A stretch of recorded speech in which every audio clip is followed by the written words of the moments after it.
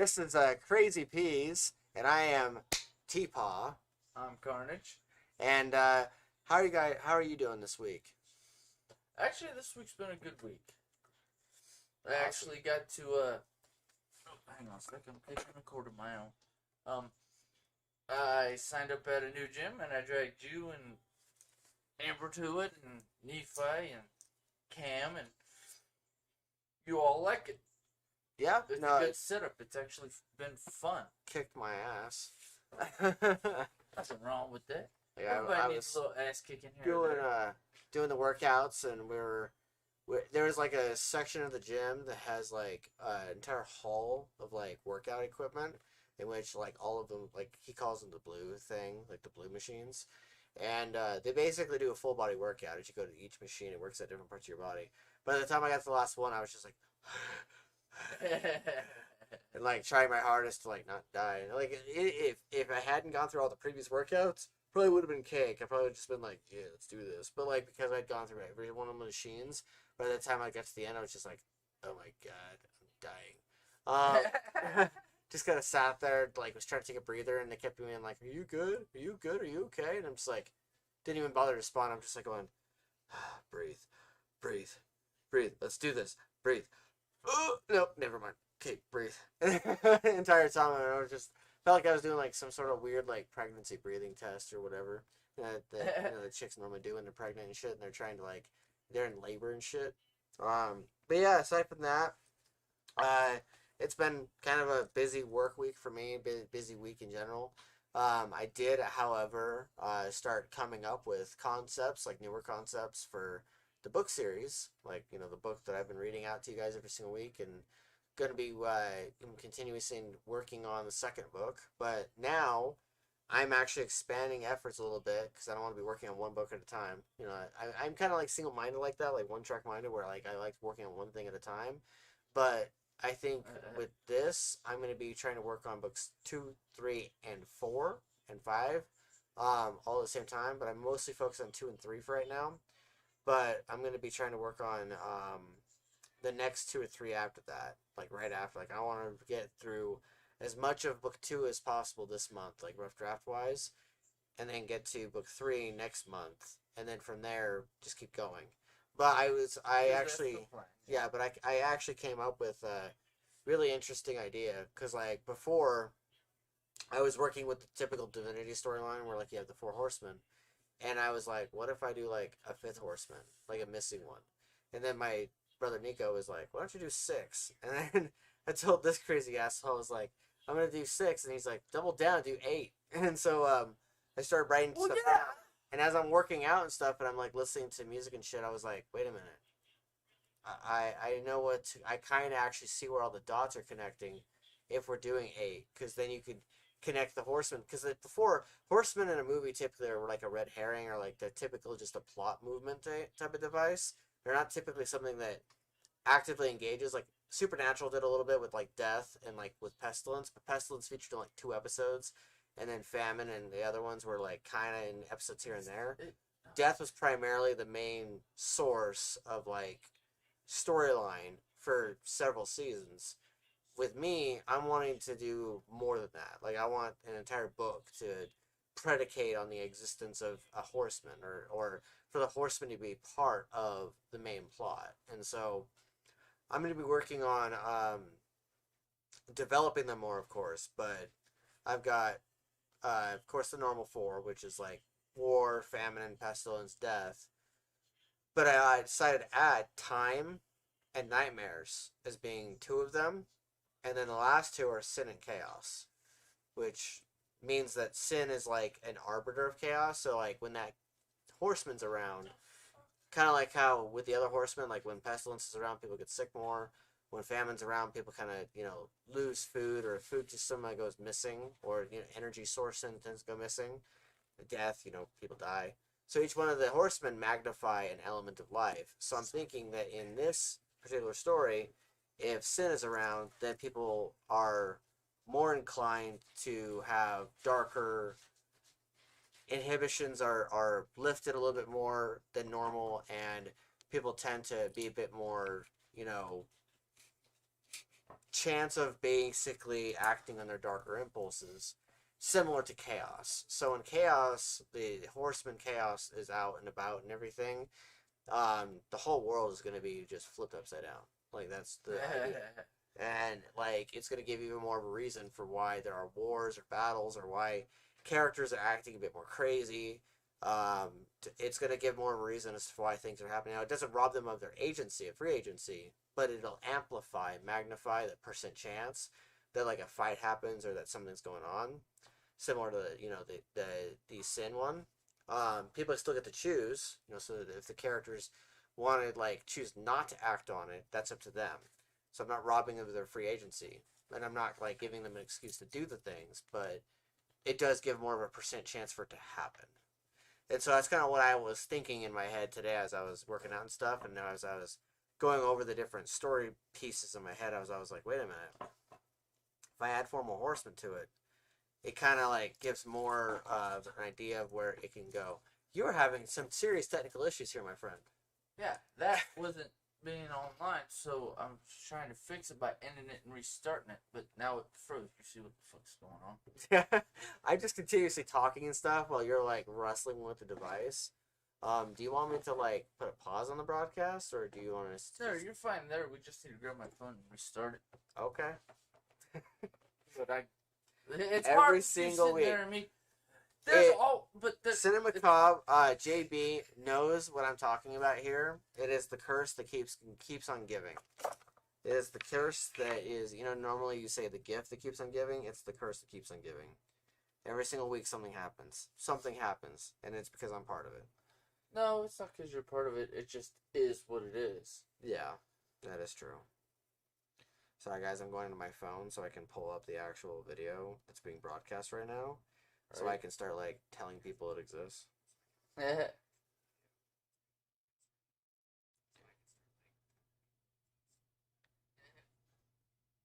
we go. Now it's on my Cobb chat. And then I'm going to, like, tell Facebook about it. Alright, let's see if this works. Hey, can you try to... You're good there. I'm, like, looking it up going, what am I trying to do? We're trying to... I'm going to share stream real quick on Facebook and Twitter. And then we're going to try to put the phone back up there. And then I'll see if on my computer if it freaking does it or not. We'll see what happens. Alright. They can just stare at my beautiful hand for now. Deal with it, homies. Yeah, guys, my brain is solidly finally in, like, a creative zone. And this is yours. You gotta line that up. Yeah, so, like, wait, what? Put it back in there. Okay, hold on a second, guys. You guys are gonna see my chest now. You're gonna look at his badass shirt. Yeah. Star Wars. Hey, still a badass shirt, dude. That is true. That is very true. And once you sit down, you'll be in front. I think it's cutting your face off. No, my face is in chat. My face is usually in chat, and I'm okay with that. Okay. I'm kind of used to it, but it's restart stream because it hiccuped. Yeah. Yeah, JB, if you're watching, you know what curse I'm talking about. It is the curse that keeps on giving every single week. There are constantly hiccup issues we deal with every single week. You just don't see all of them because, we just carry on and keep calm. Or at least try. Yeah, that's where I hate having these issues because it's like, okay, and then I go on here to try to keep track of chat, and there we go. Now we're good. All right. But it is what it is.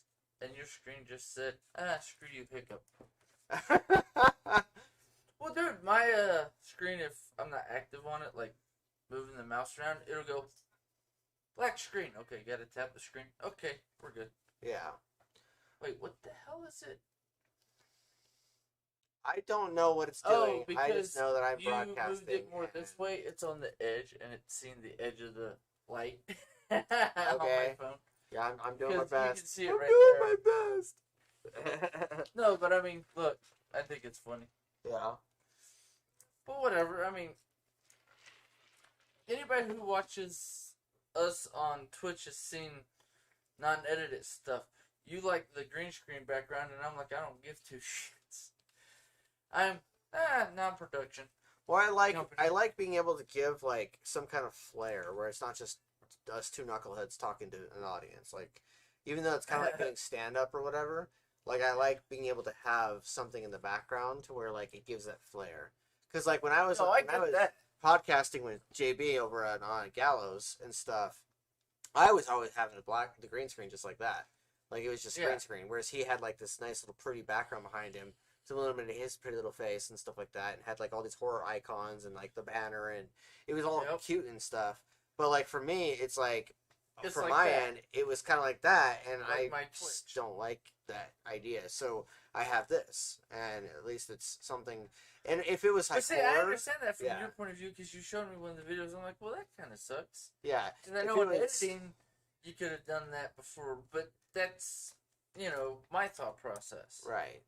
Yeah, it's if it was a horror podcast, I'd be putting in a horror picture every single week, or at least trying to create something that's central to Crazy Peas. I don't know if there's any horror movies that's come out here recently that we could watch on HBO Max or any of that. Oh, there's plenty. We could just have like a night where we just dedicate to that instead of going to the gym. That would be like a Friday thing. It's either play games or watch HBO. Because you also have it downstairs on your stuff. Yeah. So one show we could talk about that we had both seen recently. You won't be able to talk about the 4th episode necessarily because I haven't seen it yet. Falcon and Winter Soldier. But what did you think of the first 3 episodes so far? Like the way the story is panning out for the first 3 episodes. What do you think of the show so far? I actually like the way it's gone so far. Okay. With the way they first they're at the end of, I think it was episode 3, them seeing the new Captain America. Wait, what the fuck? Yeah, Isaiah. Yeah. Yeah, I liked that actually because of the fact that all this time, you've got Steve Rogers, who is essentially the quintessential Captain America, who's beefed up beefcake and was the kid from Brooklyn, New York, and was like, I can do this all day. And he was just the guy that was like, he's not angry about what happened to him. He just sort of goes with it. And he's kind of like the, perfect Boy Scout. But then Isaiah brings in that darker part of our country's history in which, he's like, do you know what they did to me? And like, he's like, there's a stain the way that's on his background and the way his attitude is. He's clearly majorly affected mentally and emotionally and scarred by the Winter Soldier program, or by the Super Soldier program, really. Okay, that's what we're watching. What? Justice League Dark or Annabelle? Annabelle. There's Annabelle. I've never watched it. Are you talking about which one though? Because there's like 5, 4, 3. They only have 2. Oh. Because you have Annabelle Creation, and you have Annabelle Comes Home is one of the movies that I reviewed with JB on the Gallows podcast. Well, we can review it for the trucker. You can get my point of view because I'm a complete. Because I see stuff differently than you guys do. We were in the theater, and I'm sitting here like this. I'm only eating my popcorn, just trying to enjoy myself. And we get half to the movie, and I hear this. And I'm like, I look over, and I'm like, JB, Johnny Boy, are you okay? And he's just all like, what? And I'm like, did you fall asleep? I mean, if you want to watch, Justice League Dark, just don't worry about it. I've heard it's a really good movie. And he like wakes up and he starts watching the movie again. We get through the end of the movie, and he just kind of like, we go out to the car and we start doing like a reactionary video in the car, and he like turns it on, and the filter that randomly just automatically pops up on his phone is us with wearing nightcaps, so it looks like we're going to sleep. It's like a perfect timing type of filter in which he's like going, I did just take like a 20-minute nap in this movie, and I didn't mean to, and it wasn't supposed to happen, and this is Annabelle Comes Home, so I'm supposed to be scared shitless, or I'm supposed to like be like, feel some sort of thrill, but instead I was just like, that's a nice nap. Annabelle movies, because I can never go see them in theaters. Yeah. And I aren't any of them. That's like when your brother was here last Sunday, we were talking about the new Supermans. Yeah. I haven't watched like the last I actually looked up the last 4 Didn't Superman you movies. watch- I haven't watched any of them. I literally have That's right, we to did buy talk them about to that. watch them. Because I've checked on all my platforms, all the stuff I have. Yeah. They are not available. Unless you have signed up for the, what is it, a little bit extra cost for the Well, they're on Hulu they're on HBO movies. Max. Not on HBO Max, not on Disney Plus. Hulu. Hulu has one of them, but you have to sign up for the specific movie subscription through Hulu. Oh. And I don't have that. Well, that's messed. Yeah. I couldn't even watch the very first one of the new ones. What is it, Homecoming or whatever? I thought that was Spider-Man. That's what I thought we were talking about. Because I haven't watched Spider-Man. I'm so confused right now because I thought you said Superman. Oh, did I? Well, misspoke on my being. I meant like, Spider-Man. I was like, Superman Homecoming. What are you talking about? Yeah, no, 'cause Spider-Man Homecoming is actually on Disney Plus. No, it's not. I'll prove it. Yeah, prove it right now. I want to see because like I'm pretty sure it's fucking on Disney Plus because it's an MCU movie. It's a Marvel Cinematic Universe movie. Here? I don't think I have Disney Plus logged into on this. The fuck? By the way, guys, if you feel like it, there's a comment section. I have it pulled up right now. We normally don't get a whole lot of activity there, so we just keep talking. But Usually. yeah, there's like been nights on his Twitch where like we get random people coming in telling us to take our shirts off. It's a thing. It's been kind of Yeah, it is. That's an interesting experience in of itself. Okay, I don't have myself logged in here, so I can't check. I haven't logged it in on my laptop yet. Well, I could find out. Hold on. Yeah, because you have it on your phone, don't you? Yeah. Disney Plus. Because I literally, after you and I'm your about to brother go- said Disney Plus look for the Marvel movies, I went in, wasn't there. I'm about to either be really surprised or say I told you so. Just type in Spider-Man, dude. Because all it gives you is cartoons.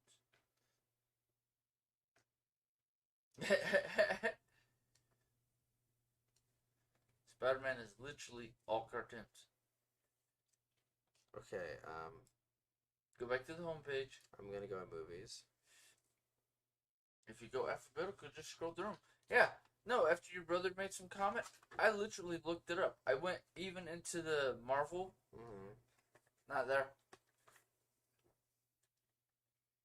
About to go what in the serious actual fuck right now.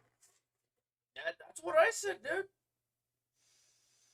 Because if you go to in order, whichever setting it is for Marvel, Yeah, I'm going movies through in Phase order, 3 because Phase and 3 it's is not there. primarily where they are. Because Phase 2 is just Iron Man 3, Thor: Dark World, Captain America. I'm not surprised by that lineup, but Phases 3 and 4 is supposed to be like Spider-Man's one of them. At least Homecoming. Yep. Timeline order. And even the new one should be in there because that's him in his Spider-Man Iron suit. They even have X-Men on here. Yeah. What the fuck, Sony? You mean Disney? Both. There's like a custody agreement in which apparently Sony's shipping Marvel. No, I think it has to do with the actor. 'Cause remember he said he was going to quit being Spider-Man? No, he didn't. Yeah, he did. Holland The never actor said that. who plays Spider-Man in Homecoming and the new film and the Avengers Endgame said he was quitting because something about Disney owning it pissed him off. That's why they weren't going to have him in Endgame or the other one. Infinity War Endgame and the movie he did where he has his Spider-Man Iron Man suit. You didn't know this? This is info I found out by looking it up online because it popped up. Oh my god, we're not going to have any more Spider-Man movies. Homecoming was the last one. Did you recognize the faces I was making? Yes. No, do you know where they came from? Not off the top of my head, no. That GIF? The GIF where like it's like John C. Reilly looking super fucking weirded out and confused. Hold on. That Sorry, There we it go. doesn't click in my head. Like, John C. Oh, Reilly man. is confused as fuck, and he's just all like...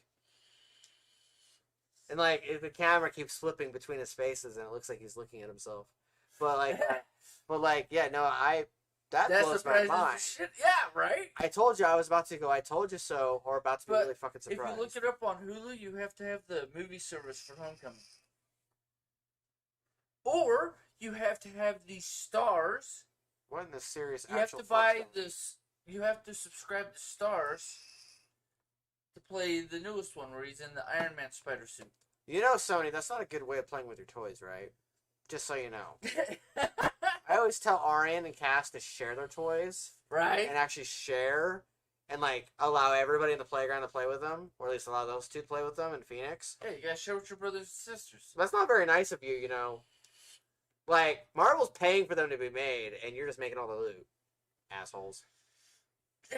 Right? No, I completely agree. Because, you know, when your brother made that comment last week, when he was on with us, putting in his 2 cents and standing right there and popping his head in every so often. Yep. You know, it's just talking about Lucifer and a couple other TV series I don't remember off the top of my head. But when we were talking about it, he made the comment, well, go check Disney Plus because it's supposed to be part of the Marvel Universe. I checked. I checked Hulu. I checked Disney Plus. Hell, I even checked HBO Max just for shits and giggles. Nope. And Hulu's like, no, you have to be subscribed to the movie service, whatever one they're using that's not just regular Hulu. Yeah. Or you have to have the stars added Maybe. to your Hulu subscription. Maybe Sony's either incredibly greedy or incredibly fearful that they're going to realize that their movies are not nearly as good as Marvel's. Because even as the MCU? Yeah, because it's like, if you compare Homecoming to, like, Iron Man or to, like, any of those other movies, they're kind of almost inferiorly made. Like, they're not Lower quality? Yeah, they're not nearly as good as the other ones. And I say that being a big Spider-Man fan. Like, I'm a giant Spider-Man fan. So much so that my son's middle name is Peter. And, like, Amber was, like, trying to be like, well, name his middle name after your character. And I'm like, a little egotistical. How about let's just say it's Spider-Man for my sake, for my sanity, and then you could say it's because of the character and the story. And she's like, okay. And so we'll go with both. Yeah, we'll go with both. And so I'm a big, Spider-Man fan. Like, I'm one of the biggest Spider-Man fans I know. I mean, sure that you could, I guess, compare who's bigger or whatever. It doesn't really matter. We're probably equivalent. I watched a lot of the cartoon series. Yeah, I watched the cartoons. The last series they did, the last cartoon series they did, when it got to, like, I think it was season 3 or 4. Yeah, whichever the last season was that they did before they canceled it, I stopped watching. Yes. Because it went in a weird direction. I'm like, what the fuck? This isn't Spider-Man. This is just like, let's throw in every other Marvel character and...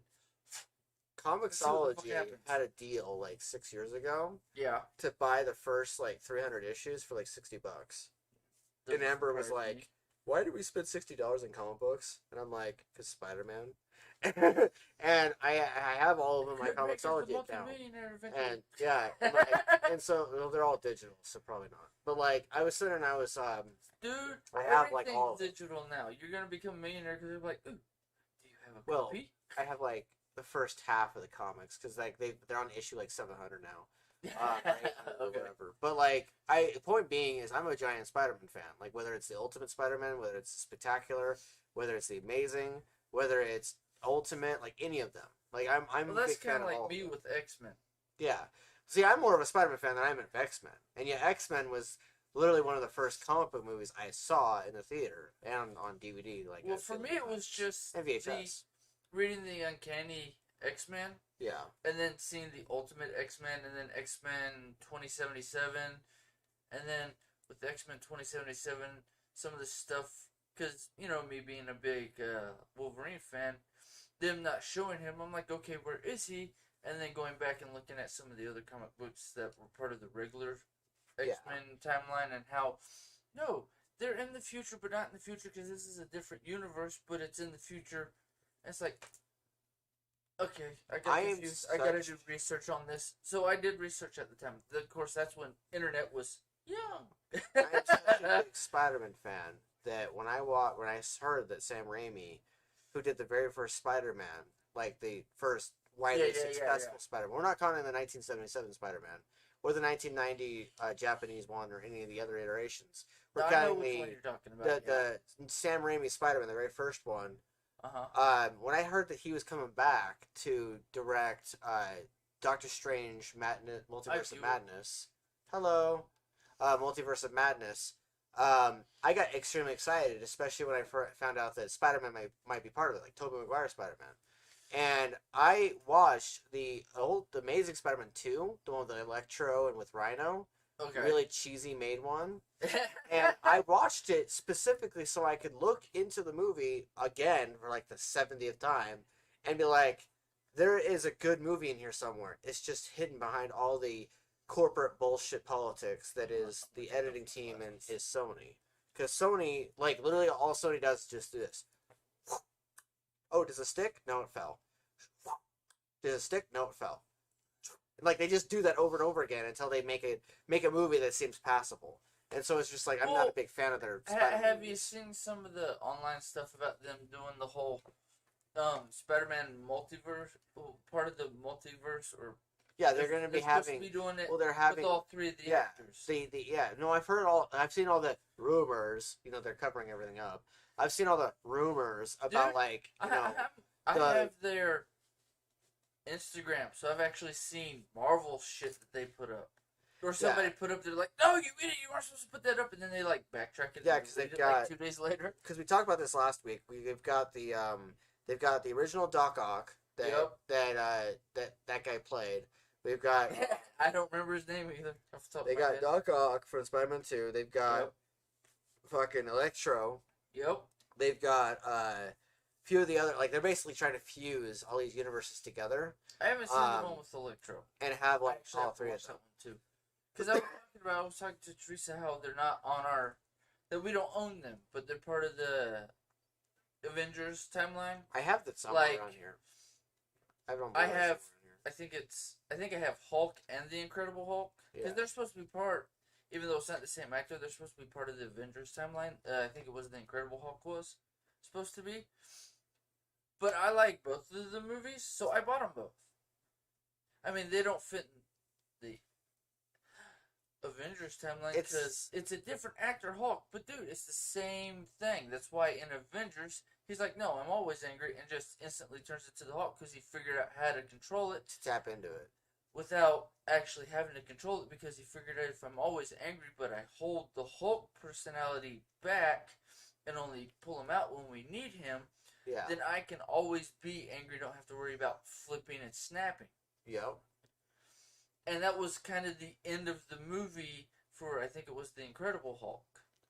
Yeah, Schumacher, you know how the Batman movies were with Batman and Robin and those others? Yep. That is kind of the level of kind of cheesiness. Like, they were trying to take, and the guy who played him is Jamie Foxx. So Jamie Foxx was trying to take it seriously, was trying to take Electro a little bit seriously and trying to take him seriously as a character. But with the way they wrote the character and the way the direction was for Electro, it's like Schumacher directed that movie. Or directed those parts of the movie. Okay. It's like silly and campy, and yet tries to take itself seriously. The first 3 of the original Spider-Man movies they did, and the next 2, and these last 2 they've done, I haven't seen anything in the last 4 movies. I actually need to buy them, so that way I can watch them. Wait, so you haven't seen Amazing Spider-Man 1 with Gwen Stacy and Andrew Garfield? Because those two Amazing Spider-Man movies I know exactly which ones you're talking about. I have not seen them. Yeah, I actually like the Lizard in the first one. I like that character. I like the characters like Electro. I like the way they did them in the comic books. Yeah. I don't even remember how I got it, but I got it was the shiny, or however, platinum or whatever, Electro Spider-Man. It was a card, but it was a newspaper article showing about Electro and Spider-Man fighting. Yeah. And on the other side, it was just the Electro card. Oh yeah, I know what you're talking about. Yeah, you know the card. But I had that card. I'm like, ooh.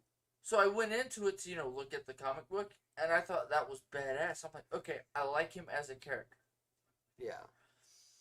And, them coming out with the movies and me with, being a dad and, all the shit that was going on with us getting out of the apartment and shit when all those movies were coming out. Yep. Me and Tristan didn't watch any of them. We were just too busy with life.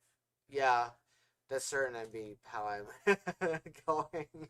But see, it's a miracle when I can watch yeah, anything. you're there now. It's Yeah. like, fuck. It's just life. Yeah. But, I mean, I've been there, so it's like, okay. And when I decided, no, it's not just life, I'm going to do some of the shit I like. Yep. And with the, you need to go to the gym stuff when I first started going to the gym. Yep. Because, no, you have better energy. You're more likable, Tim. I'm like, no. The way you're saying it makes me feel like you're shoving me out of the house to get to the gym so that way I'm not in the house making a mess or anything. Right. But now, I mean, I'm so basically gym Nazi without being a gym Nazi. No, let's go to the gym. Let's work out. Let's get big. Yeah. Let's be badass. Let's look like Goku and Vegeta. Because no offense, with me being 5'9" and you being 5'6", Yeah. I'm Goku, you're Vegeta, because that's like literally not difference on them. So I want you to look badass like Vegeta, and I'll look badass like Goku, and then we can just like wear it the next time FanX comes out, which is supposed to be this year, next year. But I already got the Goku costume, so we need to work on making you a Vegeta costume, and then we'll just go. I'm like, okay, Teresa, I need an extra ticket. What? I'm bringing Thomas. I am so. I will have somebody babysit our kids. You will be Vegeta. We'll make the hair, and I'll be Goku. We'll make the hair for Goku. Don't I have to wear a wig? We're going to make a foam cap. We're going to make a foam head cap with you, Vegeta hair, and me, Goku hair, and we're going to go. We're going to fucking have a blast and just goof off as Vegeta and Goku and get our pictures taken by a million different people at FanX in Salt Lake. We're going to have fun. Because if it's not this year, we're going to set it all up to make your costume, so that way next year we can do it. This is my plan. Isn't Goku like a god mod, though? Like Superman? Yes and no. Goku's mentality is, I mean, from Dragon Ball to, they kind of fucked him up in Dragon Ball Super, because they made him, I'm a dumbass. So they try to neutralize his power set versus his personality. Not his power set. They took him from being not a complete idiot, but not understanding certain social interactions and cues, to just being a complete dumbass who just wants to fight. And just wants to get stronger. Even though he does want to get stronger, he likes to fight because that's like the Saiyan blood. It's basically programmed into them. Yeah. They love to fight. Yeah. That's their mentality. But the thing is, in Dragon Ball, it shows the teacher, Roshi, which funny because that's also the Japanese way you say teacher. So his name is Roshi. Okay. It's Sensei, essentially. Is his name. So, which I always thought was when funny. a person named him, did they ever think that Americans would associate him with cockroaches? No. Rochi. But Roshi, Master Roshi, his way he teaches them in Dragon Ball is, okay, here's our training. We're going to do these specific tasks, which was a physical training, but we're also going to learn. We're going to take time to take naps, take time to stretch, do all this stuff. If you look up, was it Jack's Blade, I think, is one of them. Yeah. And a few of the other guys who do, but I mean, Jack's Blade does the best, like going over his training, because it was not just physical, it was also mental. You got to meditate and, take your naps and whatnot. He actually goes into detail about it.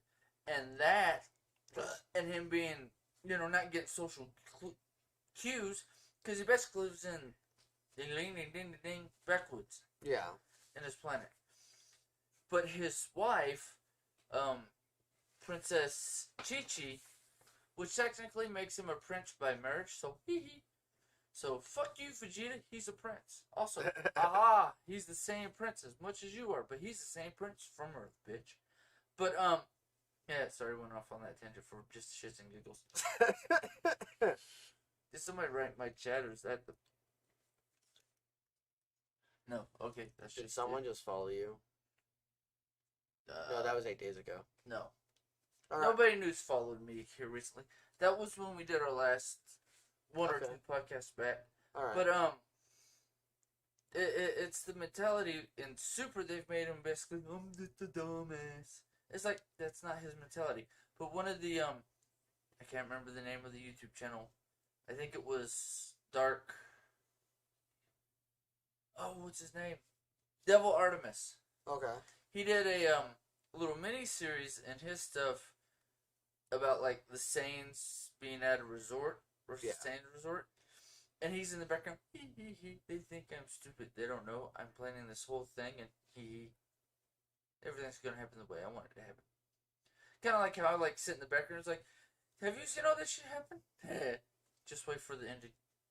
Okay. Like I do. You've seen me do it, because you and Amber talked to me about stuff. I'm like, don't worry about it. I've already got a plan to work around that bullshit. Yeah. One of these days I'm going to have to actually sit down and watch Dragon Ball, the series. And for Christmas, if you buy it off Amazon, I think it's like $20-$30. Buy me Dragon Ball. I think I'll go home and double check, text you later. Or we'll talk about it next week. I think I need season... Well, I feel like 4 you go or 5 on this because Dragon Ball I have stuff, and I'm like, season. You need a DVD player. Well, that's what you need a DVD player, so that way I can bring over the DVDs I got. But I only got season 1 and 2 of Dragon Ball Z. Yeah. But I have 1, 2, and 3 of Dragon Ball. I think I need season 4 and 5, or just 4. I think 4 was the last one. Or for some reason, I can look it up. In my mental mind, I'm picturing a bunch of beefed up beefcakes fighting each other, and that's the episodes. No, see when they started out, Goku was like 8. Yeah. 8 to 10, I think. And Krillin ended up wanting to become Roshi's student, but he was picked on by monks because his head was shaved and he was a monk. Okay. And the task that Roshi gave him first was, okay, I'm going to mark this rock and sing, go find it. Whoever brings it back first wins and you're my student. Krillin cheats. Goku gets pissed about it. Then when Roshi says, haha, I know you cheated because I did this to my rock and it's not on this rock. Because he tried to write the same symbol on it. They both run back off, but because of how Krillin showed he wanted to become a student, and because Goku didn't cheat, and actually found the rock, if I remember correctly. Like I said, it's the thing you gotta rewatch. They both become his students. Okay. And after, they become his students, I think it was like for 6 months to a year. Then they have the first that they show in the show, the martial arts competition. Yeah. And Roshi shows that he's I can't remember the character name, but because the creator of Dragon Ball likes Jackie Chan. Yeah. He made Roshi pretend to be the character Jackie Chun. It popped in my head as soon as I said Jackie Chan. But because of that, they don't know that he's participating in the tournament as well. Okay. And he beats Goku. Goku almost beat his master in the first tournament. Yeah. And then some stuff happens in between that tournament and the next one, I think. No. The next one they're still training, but it's basically the story is following Goku. So what you're saying is that we both need to watch Dragon Ball sometime, because now you need to get a refresher. Oh yeah, I and definitely then we can need just a review. refresher. I know I need the a show refresher. I haven't on watched the it forever. podcast, so we can just talk about it. Teresa decided to buy the Dragon Ball animes to try to understand me doing this. Yeah. Talking about it and talking how I liked it. But I have all of the not canon, as some people look at it, as other people look at it. No, it's canon. It's like DC and Marvel, alternate universe of Dragon Ball Z. Yeah. Movies. Tree of Might, where you get, what's the guy's name? Give me a sec. I'll remember it later. But the guy basically who looks just like Goku, who comes to Earth to plant the tree of might, to take its fruit to basically become the strongest ever, because it steals the energy from the Earth or whatever planet it's on. Yeah. And because it does that, you can become powerful. Then you have, I think, one or two other movies in there. A few with androids. One with a non-canon character. The, Cooler. Yeah. Frieza's older brother. Or at least that's how it's perceived.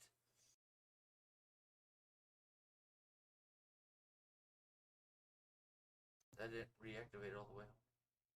I'm noticing. Hold on, guys. And how he we're back. Comes to kick Goku's butt because Goku killed his little brother. Yeah.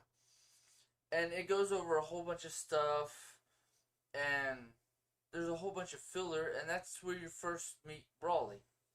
Okay. I gotta buy the Brawly movie. I mean, I have a digital copy, but because I've... How many episodes, just spitballing, how many episodes of the show exist? Episodes? Yeah. Not a clue. You'd have to look it up. I'm imagining, because when I was 6 or 7 or 8 years old, it was in that ballpark range, that age group, is when it was on Toonami, and it was neck to neck with Pokemon, Powerpuff Girls, and a few other shows that I remember anyway. And but see, that's when it came out as big media. Before that, they played it on PBS in the early 90s. I understand. The thing is, though, is that one, I think I might have been too young to watch it because I didn't understand the hell was going on. Or later on, when I was like 10 or 11 years old, I understood it more as a show. I just, at that point, wasn't watching it consecutively to follow the storyline. So I feel like I'm completely out of the fucking loop as far as the story goes. Okay, here we go. I know that Goku is supposed to, I know the jokes people say on the internet, and I know whenever I click on anything Dragon Ball Z on the internet, I see a bunch of stuff the original series is 153 episodes. Okay, that's not bad. Like that's like in terms of me catching up, it's not like I have to trudge through like. Oh no! That's 7 the billion first series. Okay. Just hang on a sec. 291 with Dragon Ball Z. Okay. And hang on a sec. Let me move my stuff. And Super has how many episodes? Because the manga keeps going. Okay. There hasn't been 131 so far. So you're talking like spitballing about 300 episodes for 2 of the series. Well, we'd also have to buy the mangas to keep up with the most recent ones if you really wanted to, or we watch the YouTube videos where they talk about the mangas. And did they just stop making a cartoon or something? Okay, you have canon manga. Okay. And then you have canon episodes. Mm-hmm. Some of the episodes, because of how fast they're telling him to push him out once a week, he was behind, so they made filler episodes. Like they did with Naruto. It's just, here, fill this in. It's 3 or 4 episodes to fill in the next few weeks. That way I can catch up with the manga, rent the manga, and then turn it into a cartoon for the TV series. Filler sucks, though. Okay, some of the Dragon Ball filler is actually fucking hilarious. Because, fake Planet Namek is hilarious. For me, I always thought it was funny. I mean, you don't need to put it in there. You don't need to watch it. It's not really part of the story. But I like the unabridged version. That's like... Have you seen unabridged Yu-Gi-Oh? Yes. Some of the most entertaining, dark, like, holy fuck type shit I ever watched. And this was like 9 years ago, 8 years ago. I was watching it on YouTube. Yu-Gi-Oh! Yeah, I was watching it on YouTube and I was like, I was the weirdo who had all the cards for the first 5 expansions that they did. So what you're saying is that we should watch unabridged Dragon Ball Z and not the American-made ones. Well, no. Because 4Kids, from what I understand, just butchered the hell out of shows that they had. That's why you do it on Amazon.com, or you can buy it through Walmart.com. because they don't sell a lot of them in the store anymore. Yeah. Because they weren't selling them in the store. But you can buy them off of Amazon. I think you can buy them off Walmart.com. But you can actually buy them off the Dragon Ball Z website, too. Okay. Yeah, because 4Kids, when they got put through the 4Kids filter, Yu-Gi-Oh! Was so watered down in terms of quality. Like, Dude, I was watching the unabridged version on YouTube, and I was, like, shocked at just the level of quality difference between 4Kids Yu-Gi-Oh! And unabridged Yu-Gi-Oh! What? Censored. What? Spell me censored. Censored? Yeah. C-E-N-S-O-R-D. Or, no, sorry. C-E-N-S-O-R-E-D. Missed a letter. Why are we looking up censored? Huh. Censored Dragon Ball? Yeah, 4Kids, I understand. And this was my brother's ex-girlfriend, Nikki, and then one of my best buds from teenagehood, Jackie, who's now known as Jack. See, for some of the American stuff, like... No, Jace. Bulma, literally, because she doesn't realize, while she was sleeping, Goku took off her undies. Oh. Because he went to lay on her, because he used to lay on his, what he calls his grandpa, Gohan. Basically the Earthling that adopted him to take care of him when he was Dick small. Gohan? Huh? He called his dick Gohan? No. Okay. Hang on, let me go in the story. He always used to lay in his grandpa's crotch, right? Okay. Because they lived in a small shack. Sure. But I mean, it's the, okay, we're going to sleep. Mm-hmm. Okay, I'm going to cuddle with you sort of thing, right? Yeah. To show love. Mm-hmm. And when he met Bulma, he didn't know what a girl was. Because he'd only lived with the grandfather character. The guy who adopted him as his grandson. Mm-hmm. So in the first, I think it's like 3 or 4 episodes. Hello, third viewer. Pats her on the crotch. Yeah. Realizes she doesn't have a bulge, so he takes off her underwear and realizes she doesn't have a dick. What a way for the third viewer to enter the show. But the funny part is, the next day, they meet Roshi trying to find the Dragon Balls. Yeah. Because Goku helps out his turtle. Uh-huh. And the turtle goes to Roshi, and then Roshi and the turtle come back, and they want to give Goku a gift for helping the turtle. Okay. And Bulma's like, I want the Dragon Ball. Because he had it hanging around his neck on a pendant. Yeah. And he's like, no, it's mine. She's like, oh, dude. And she flashes him, not realizing she doesn't have underwear on. And he sees full crotch. And they show a full ass scene. But they edit that out in the American where her, like, dress is still down. Yeah. Far enough so you don't see her butt. Yeah. And some of the stuff they edit out for the American version to the Japanese, me being an adult, even me growing up watching it, I'm like, you idiots, why'd you edit that out? That's, you know. Me at the time, it's like, dude, the people actually watching this, because you and Amber, watching it on Toonami, aren't going to know the fucking difference. They're not going to know, oh my god, bare ass, you know, it's the, somebody showing their butt on TV, butt humor. Yeah. Because that's little kid shit. Me, being the old, you know, being my age, I'm like, she's showing her ass and her cooch. Hilarious. Okay, next episode. Yeah. I mean, it didn't affect me, because you know me, it's like, okay, naked people, and? That is true. What true. do you mean, and? Everybody's naked. Just take off your clothes. Fuck it, who gives a shit? That's like Twitch and YouTube and, don't show your nipples. I'm a dude, what's it matter? And no offense, even if a chick wants to show her tits and her nipples, who gives a shit? Yeah, it's true. If that offends you, then don't watch it. That's like the hell, Barnacle even brought it up on his podcast today. I was trying to remember. We should all start a fans only thing. I was trying to remember the name of the guy, and I kept looking up different names, and then like for Barnacles, okay, so I could at least watch it and see what you're talking about. Look up Nerdgasm. Nerdgasm. Yeah, it's the easiest way to find him on. Why the fuck did you highlight all that? I don't know. I didn't do anything. Dude, the fucking computer. I'm trying to click shit, and it's like, oh my god. But Yeah, just type in.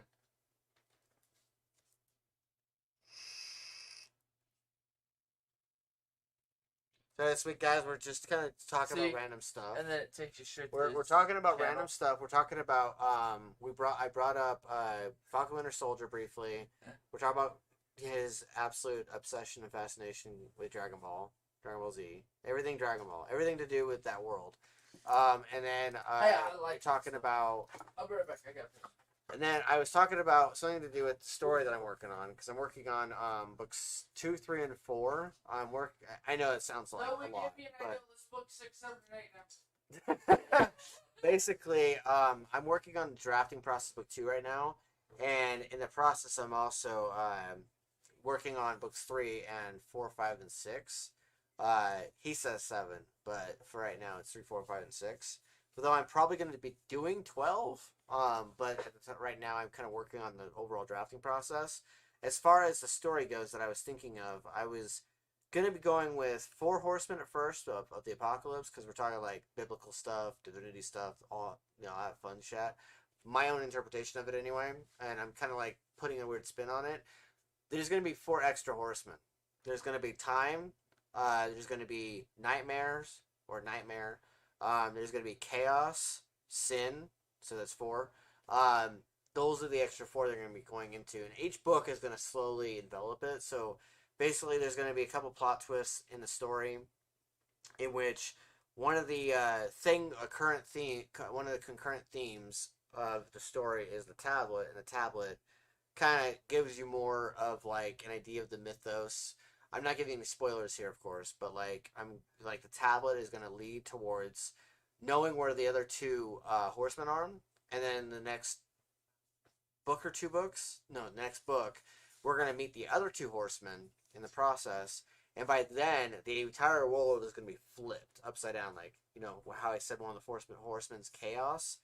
Each horseman brings in a level of interesting quality and dynamic to the world, because how in traditional storytelling, when it comes to the horseman of the apocalypse, whenever a horseman is around, you've got death, you've got and people die around him, you've got famine, where he brings everybody back from the dead. Yeah, and then you got famine, where everybody gets hungry and shit, because any energy source goes away or it gets shorted. Then you got pestilence, where people get sick. That's why this latest COVID thing, all these people who were super religious and spiritual were just like, the horseman of the apocalypse is here, and they were freaking out. And then you got pestilence, and then you got war, which of course in my story series, war is a concurrent thing.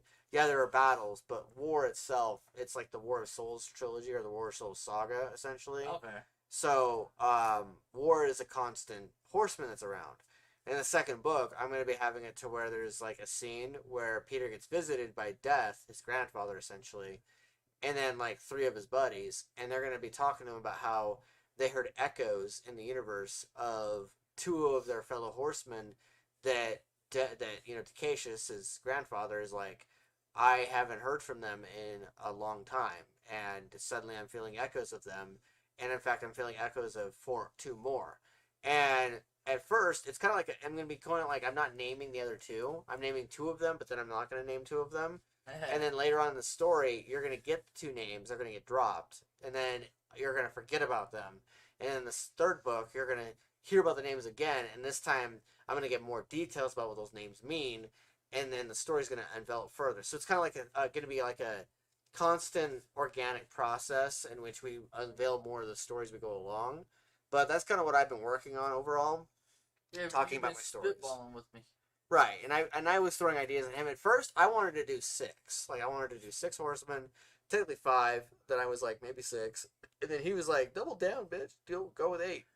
Go with 4 more.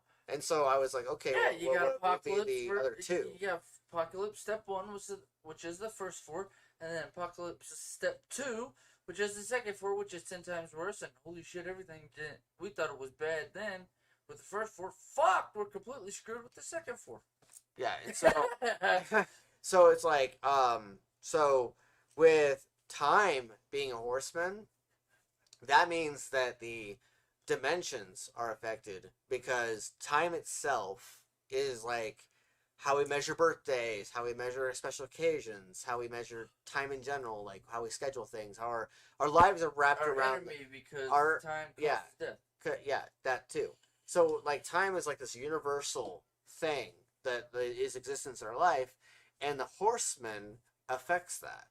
And then you got the other horseman, nightmares. We base a lot of our, like, whether or not we tell, future events, or whether we are self-prophesized defeaters of ourselves because we have nightmares, and everyone's afraid nightmares coming true, or maybe they're, whatever their belief system on nightmares is. So nightmares is being, of course, being one of the horsemen. Whenever he's around, he causes them more often, and he amplifies them. And one of the storylines I'm going to be going with in the third book is the idea that the layers between the dream state and reality itself, because the dream state is where all dreams exist, gets super thin, so thin that the nightmares break out of the dream state into our reality. And so everything's flipped upside down. That sounds like fun, actually. So you're going to have that quality later in the stories. So that's kind of what I figured I'd talk about a little bit as a bit of an update as far as where I am with the project. I'll give you guys more updates later. In fact, I'll read out chapters from future projects. I've been reading out chapters from the book that's already published, but I'll read out more chapters later on as far as the story goes and kind of give you guys updates as to how that occurs. So that was my update on that. So as far as this goes, like, we've talked about Dragon Ball. What else we want to talk about? We talked about that I gotta buy some movies because I've never seen them. That is true. What's some movies that you haven't seen that you want to buy? Purchase digital copies or actual, like, hard copies? There's quite a few, actually, that I've seen recently that I'm like, I want a copy of that. Like, well, no, I mean ones you haven't seen. That I haven't seen? Yeah, over the years, ones that you wanted to see while you were a kid, or ones that have come out before COVID, right before COVID, that you wanted to see that you haven't got to see, that you're like, ooh, I need to buy that on DVD or Blu-ray because I know it's on DVD, sort of thing. Or buy it digitally on Amazon Prime Video. I'm trying to think right now. No, you good. And I'm like going, fuck. Well, that's like you asking me about my week. Well, nothing happened last week. But this week, something actually happened, so I talked about it. Yeah. So now it's your turn. So as far as movies that I haven't seen yet, that I want to eventually own,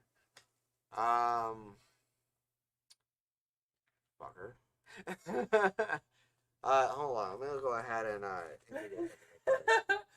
because I'm pretty sure that I'll get just distracted ideas. you. Yeah. But I actually want to know this because it'll give us something. If I already own them, I could, like, we just got to get you a DVD player. I can bring them over and we watch.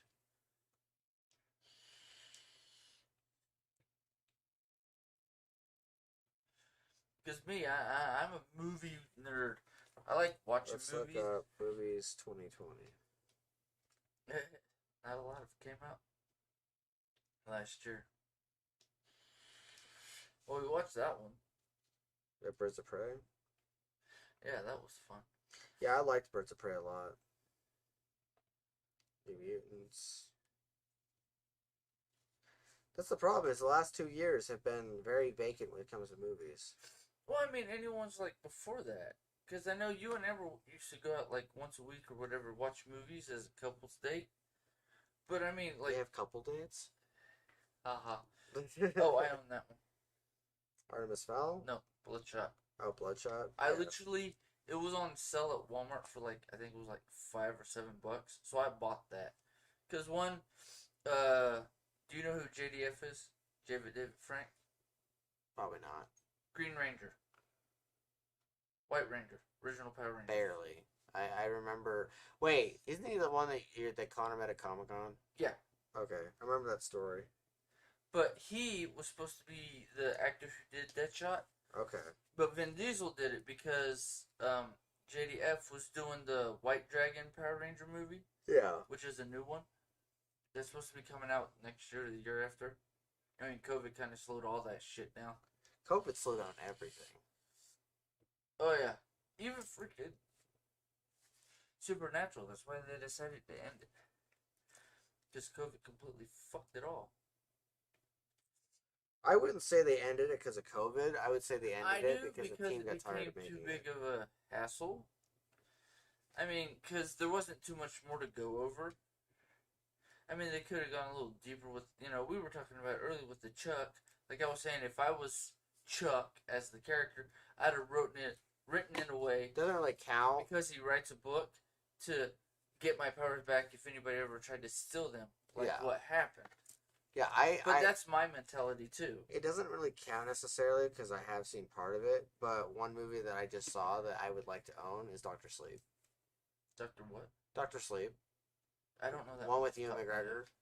Only, I saw the last half of it, and I didn't like the ending. Oh, you mean like when we went over to see that Joe and he was like, "Shut up! I haven't seen this part. I keep missing this part of the movie." Yeah.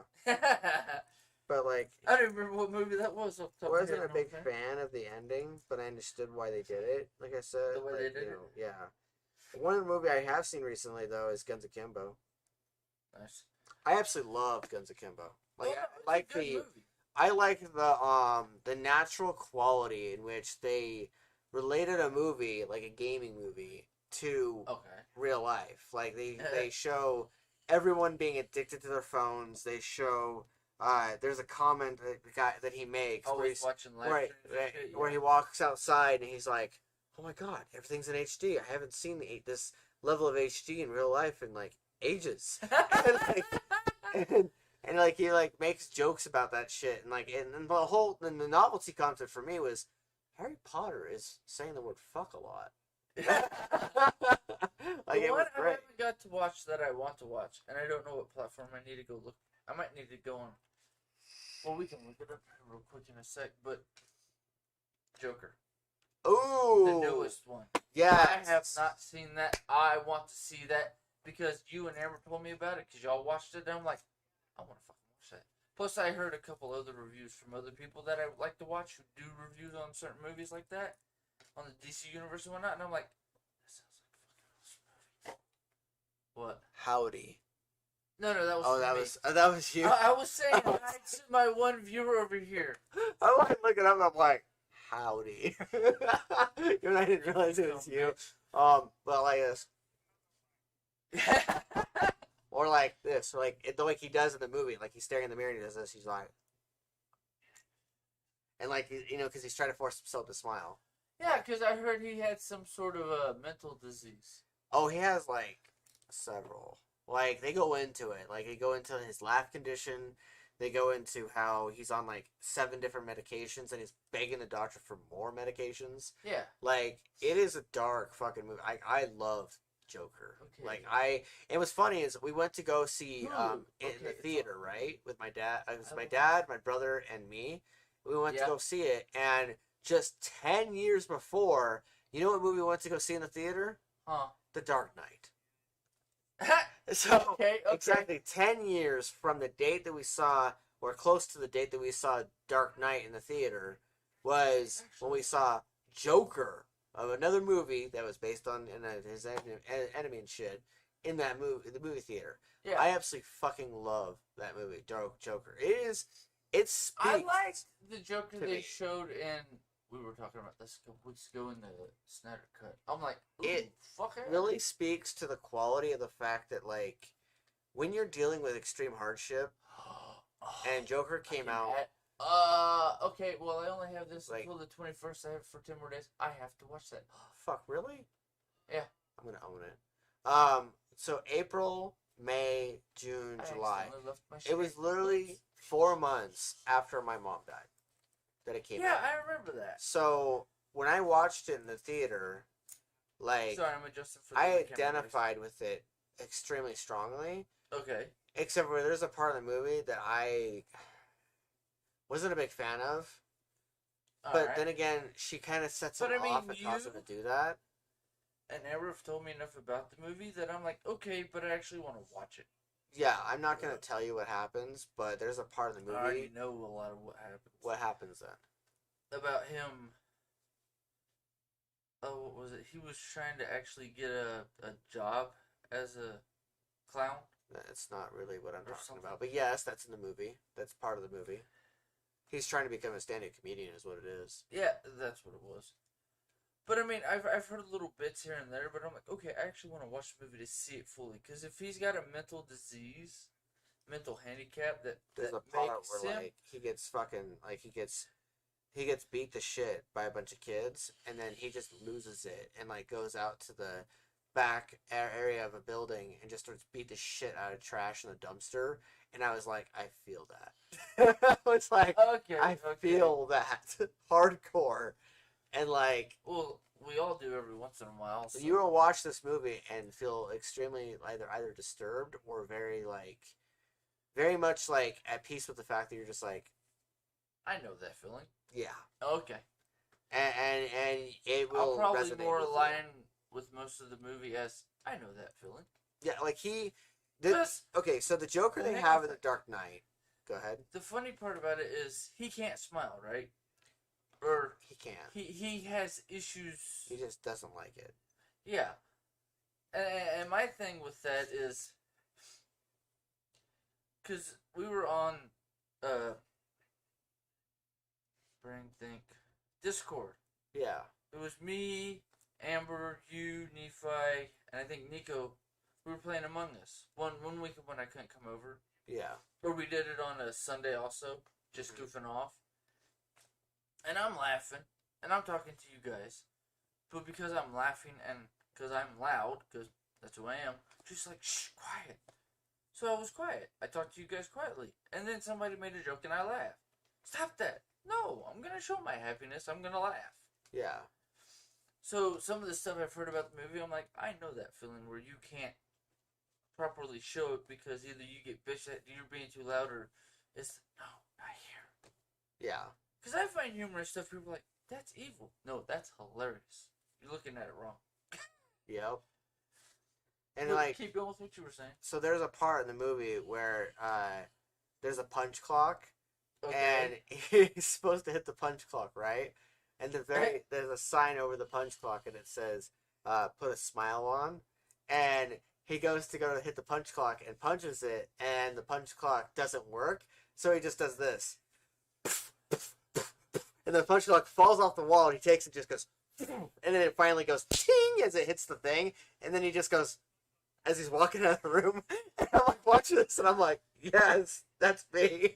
And I know that feeling. And then there's a part where like he walks into one of the offices for the ladies, and the lady's just doing her documentation on the thing, and it's when he's trying to go get medication from his therapist.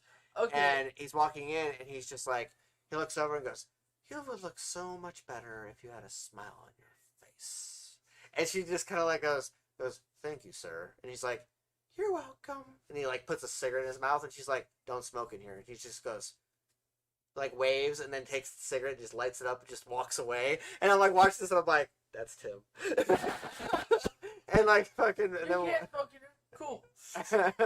and like there's like Back doing whatever there's the fuck goes on. Oh yeah, no, I could. Joker. Okay, so the Joker in Dark Knight is a mega supervillain, and he's he's already in the progress. He's already the Clown Prince of Crime. He's already he to the point where he's burning up a giant fucking mountain of cash and going, it's not about the money, it's about the message. And then he goes, yeah, no, this town deserves a better class of criminal. And like that's already part of his the actor that did character. that Yeah. in Dark Knight.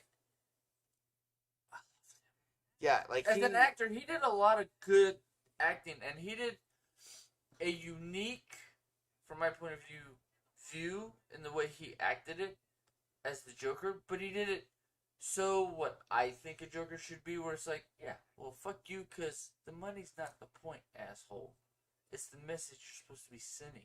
Here's my card. Yeah, when you're ready to take things a little bit more seriously. Yep. But like, there's a part where Joaquin Phoenix, he's more, his Joker is kind of like the beginnings of Joker, and like the origin. Yeah, sort of thing? and kind of like the origin that like you don't really know if you're supposed to believe that's his origin or if he made it all up. And there's a part at the end of the movie where someone asks him a question, they're like, "So, would you like to go with your backstory?" And he just kind of goes, and he starts smiling, and he starts like going to put a cigarette in his mouth, and she's like, "Why are you smiling?" And he's like, you wouldn't get it. And like, All right. and it's like this alluding to the fact that you're like watching this movie and you're like, did I just watch an entire fantasy in this guy's head? But like, Okay. Joaquin Phoenix, he's his character The way he plays it. yes, it's like one of us simple normal people who are not celebrities, who are not people that live that We're are up on the high end of the park. yes that they're more of like the middle to lower class, to the point where in his apartment building he's literally feeding his mom pills because that's what she's been prescribed with, and she's prescribed with like 20 of them. And he literally goes out to the mailbox, checks the mail, finds it always empty or finds a bill and stuff, and he just kind of goes, okay, again. And then he goes back to his apartment, and the entire time, if you're living in an apartment like me, you're just like, I see that. that. Yeah. and so it's like, Well, he's the guy you've that... seen me live in yeah. apartments in townhomes. I know that one is He's the guy that if you're walking by someone in Layton, Utah, or you're walking by someone in Salt Lake City or wherever you are, or wherever. He's that guy that everyone else is ignoring as they're walking across the street, and he's got blood on his face, and he's beat up, or something's going on. Used to be me back in high school. And he's the guy that eventually snaps and does something about it instead of just getting used to the numbing normalcy of everything beats you down. And it's like, he's got the mentality that Joker always has of like, all it takes is one bad day. You're one bad day away from being me. And it's like, that's the Joker. And that's in this movie. And it's like... That makes me think of what I usually say. No, you don't want to see me snap, because when I snap, shit's going to hit the fan, and everybody's going to be, fuck, run. He literally, in the movie, is dancing, and there's blood footprints as he's walking down the hallway. And that's one of the scenes in the movie where he's walking down the hallway and he's got his hands out like this. He's just like, he's like all vibing and everything. And he's walking along the hallway. Blood is on his footprints as he's walking down the hallway. Implying the fact that he just killed someone. And you're just like going, okay. That's the Joker. That's the Joker I've come to expect. I was waiting for that Joker. And, like... okay. And so, like... Because I heard a lot of good reviews and bad reviews on the movie. See, that's the thing, is this movie's not one where you expect the Batman to show up and punch him in the face. This is the movie where you expect the quote-unquote origin story, the multiple-choice origin story of a guy who is pushed to the point of beyond return, to the point where he goes on... You know that origin story in the comics where he goes on a talk show? Yes. And then, like, half the crowd dies. I think they also did that one in the animated series. But yeah. Someone I does. know exactly where you're talking about. Someone does die. I'm not going to reveal who. But someone does die, and he does go on a talk show host, and he starts throwing off a bunch of, witty little one-zinger shots at the crowd. And gets people extremely uncomfortable because, in talk shows and in normal media... And this takes place in the fucking 80s, and yet it's like it could be in the 2020. With the way the world is now, yeah. People get uncomfortable. And he is just unleashing tons of truth bombs. He's just like, he literally says something along the lines of I'm the same guy that you would walk past on the sidewalk as I beat to shit. And I'm the same guy that society forgot about a long time ago, and nobody bothered to check on me. Or to figure out how I'm doing. And I'm watching this and I'm like going... I feel like that sometimes. Fuck. And what's funny is JB, one of the guys from Cinemacabre, Jonathan Leday, we watched the trailer for this movie in the theater in front of Annabelle Comes Home and a couple of movies. And each time we watched it, I was like hyped. And Jonathan was just like, oh, okay, like I'm not sure why. And then he was, and then he doesn't have the mentality for that. No, he does. Like I was getting to the point. Okay, sorry. Like he eventually he watched the movie. Like he didn't watch it in the theater like I did, but he watched it on Amazon. Oh, I wish I could have seen it in the movie theater. And he watched it, and he was like, guys, guess what I just watched? And we're just like, what? And he's like, I watched the brilliance, the nihilistic brilliance that is the Joker. And I was like, haha, told you. And then like I was like, finally, fucking finally. And then he's all like, come on, Tommy boy, be a little nicer than that. And I'm like, you know how many times I told you to watch this fucking movie, and each time you were just like, eh. And so like finally he watches it, and then and then suddenly he messages me again like a week later, and he's like on his 15th watch of the show.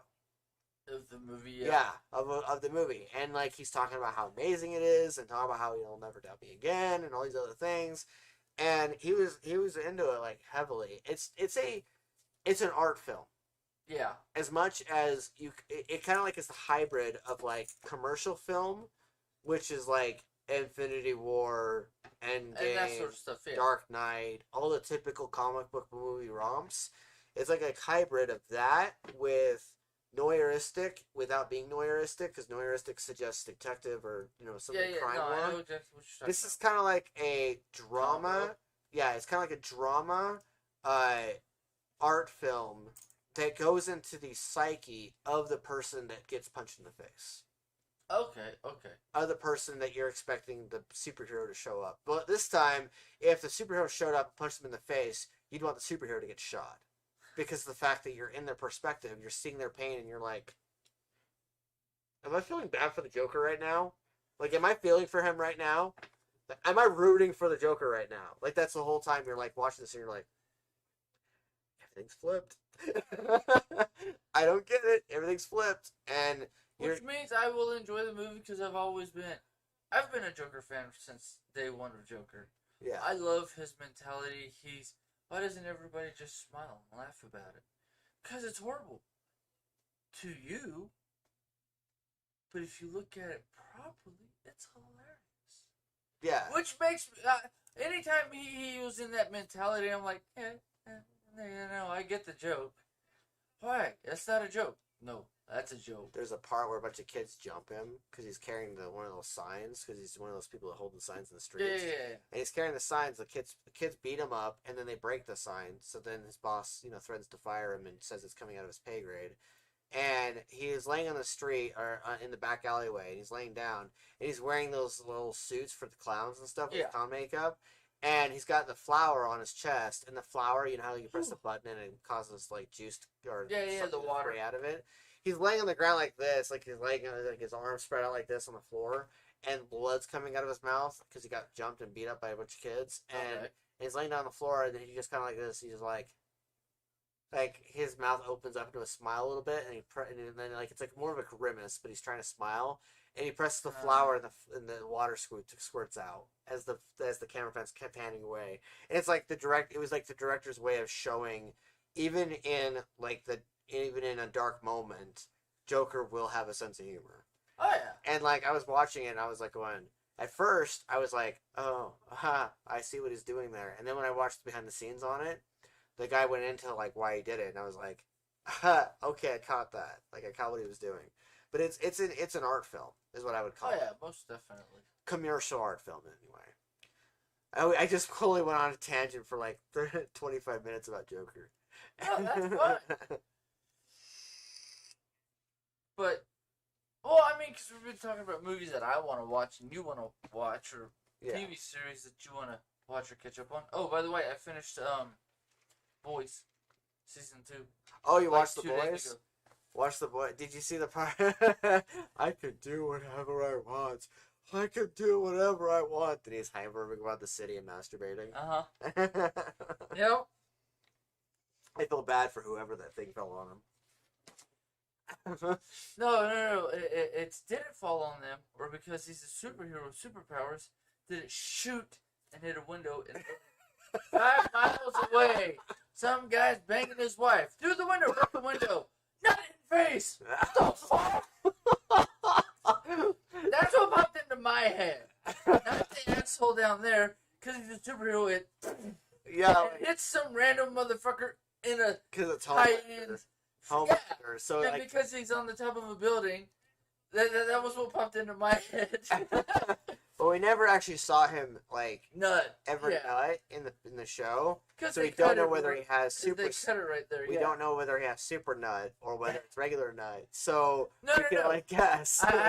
No. The reason I say he has super nut is because when the one chick was banging him Yeah. and said, no, no, no, and was trying to calm him down on the nut. Yeah.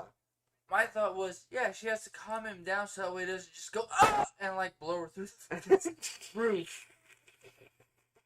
Because she knows with his superpowers and shit, he would end up killing her because it'd shoot right through her and blow a hole in the roof. So she's got to calm him down so he doesn't. I never thought go. too deep into that. Like when she was trying to calm him down thing, I was You like, didn't think that? I was honestly. That was the first thought in my head. She's trying to keep him low. Well, that way it's not a full nut. It's just him getting his release. But not him doing a, you know? He, like, that way he doesn't kill does her his laser or like eyes. destroy the... He does his laser eyes on her chest and on like her skin, and she's No, not her. The chick before that. Oh. That he burned her head open. Oh. That one, when she's doing it with the milk, the fingers in the mouth. Oh, okay. Yeah. That scene. Okay. Yeah. Oh, Oh, do you remember? Yeah. Because she was trying to calm him down. Wait, wasn't that the superhero shapeshifter though? Wasn't that the shapeshifter? No. Before the shapeshifter was pretending to be that girl, because that happened when she fucked up and told him that the guy's wife had a miscarriage. When the doctor in the scene before said the baby ripped her open and drowned in her blood. Yeah. So it was two different things. So he went back to the doctor and basically threatened him to kill him when he told her she was still alive and they were keeping her off in BFE. Yeah. And then he showed Butcher that. Yeah, he showed Butcher the kid and showed Butcher his wife that, Homelander raped. Yeah. Yeah. But my thought on that was because she was trying to say she never lied to him, but she lied to him by telling him it was a miscarriage, but it was completely different than what the doctor told him. Yep. But right before that, she was trying to calm him down so he wouldn't bust a nut so hard he'd kill her. Well, I mean, it's all within the same scene. Yeah. It's the doctor, then it's her calming him down by making him bust a nut, but don't bust a nut too hard, you will kill me, you know this, sort of thing. That's the mentality I got. Yeah. So that's where him busting a nut hit a guy fucking 5 miles away, busted through his window, hit him in the face while he's screwing his bitch. Now watches as the guy is sitting there, and so I know I do weird shit. Watches season 3 starts happening, right? And one of the first scenes of that fucking show is two random people just going at it, and out of nowhere the window shatters, and then the guy his head falls off, or his head gets half. Or she's riding him and her head gets ripped off, and he's like, the fuck happened to me? But my hands are tits. What do I do? Yeah. And maybe there's a spike on the wall that was shit, we just gave him an idea. Oops. That was Don't forget to send us your check, asshole. There's a coat hanger on the wall, and her head flies off her torso and flies right into the coat hanger, and he gets stuck. And he's just like, honey, oh, he's just or he busts a nut when he dies, and then he opens his eyes after, wait, what the? And he's covered in her blood and shit. Oh, that would be hilariously gruesome, but perfect for the fucking first scene of the 3rd season. That would be spot on. I just gave you an awesome idea. It would fit the tone of the show for sure. Oh yeah, right? It would be the boys. But I like the end where his kid ends up accidentally killing the mom, but kills the Nazi bitch without killing her because she's immortal. But he rips her to shit. Yeah, he just destroys her ass. She's laying on the ground. I love that. Her arms missing, her legs are missing, and she's speaking German. Half of her face is gone. Yeah. Oh yeah, it was beautiful. Yeah, the kid just unleashes a blast of absolute fury and absolute. But I like that how the what's equivalent to Wonder Woman in the series. Yeah. And Starlight end up. No. They were all bad. They were all evil. I didn't realize this, and since we found it out, we have her locked up somewhere. Dude, you ain't even lock her up. She's fucking half ripped to shit. Just, put her in a middle box. Yep. That was a brutal ending to the show. I was watching. Fuck yeah. I was watching the show, and then another Homelander's trying to turn his son into him. He's trying to turn his son into a version of himself, and Homelander finally is does. evil because he never got raised right, and they didn't Yeah. realize that from a psychological point of view, which is complete bullshit. Because with them watching him, they should have had a psychologist there. They'd be like, "No, we need to raise him properly, like in a real family, so that way he's not fucked up." Yeah. And, like, he finally gets to the point where, like, you know, he's told by Homelander to focus on something that makes him angry, and so he finally does. And ends up Because the lady's beating yeah, the shit and out the of his lady's mom. beating the shit yeah. out of his mom, so he's meaning to kill the lady, and ends But up not hitting. hurt the mom. That's why he kept saying, "I'm sorry, I'm Yeah, sorry." and the I'm laser sorry. eyes fucking fry everything. Because Yep. of the fact that, you know, he doesn't know Well, how one, to he aim. doesn't have control over it because he doesn't know what the fuck he's doing. Yeah, no, that's the thing is I was sad about that part because I was like, my God, like that's kind of like a realistic view of what happens when the kid doesn't know. Because if it was a CW show, only one character would get affected.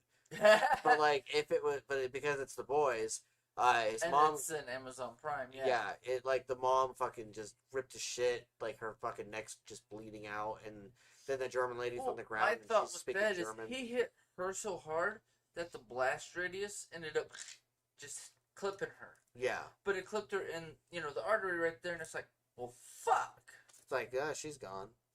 Like there's not like Butcher has no powers, so it's like he can't save her. Well, Like, my first thought is too, if the kid can bleed, no offense, because, and this is just my thought, because this is my thought process. Because when you impregnate your wife or your female, what happens? Technically, she does become family because she's growing a body that is half your genetics. So technically, she becomes part of your family because she is getting your genetics from the kid mixed in with her. So technically, now she's a partial clone of you. Wait, what are you talking about?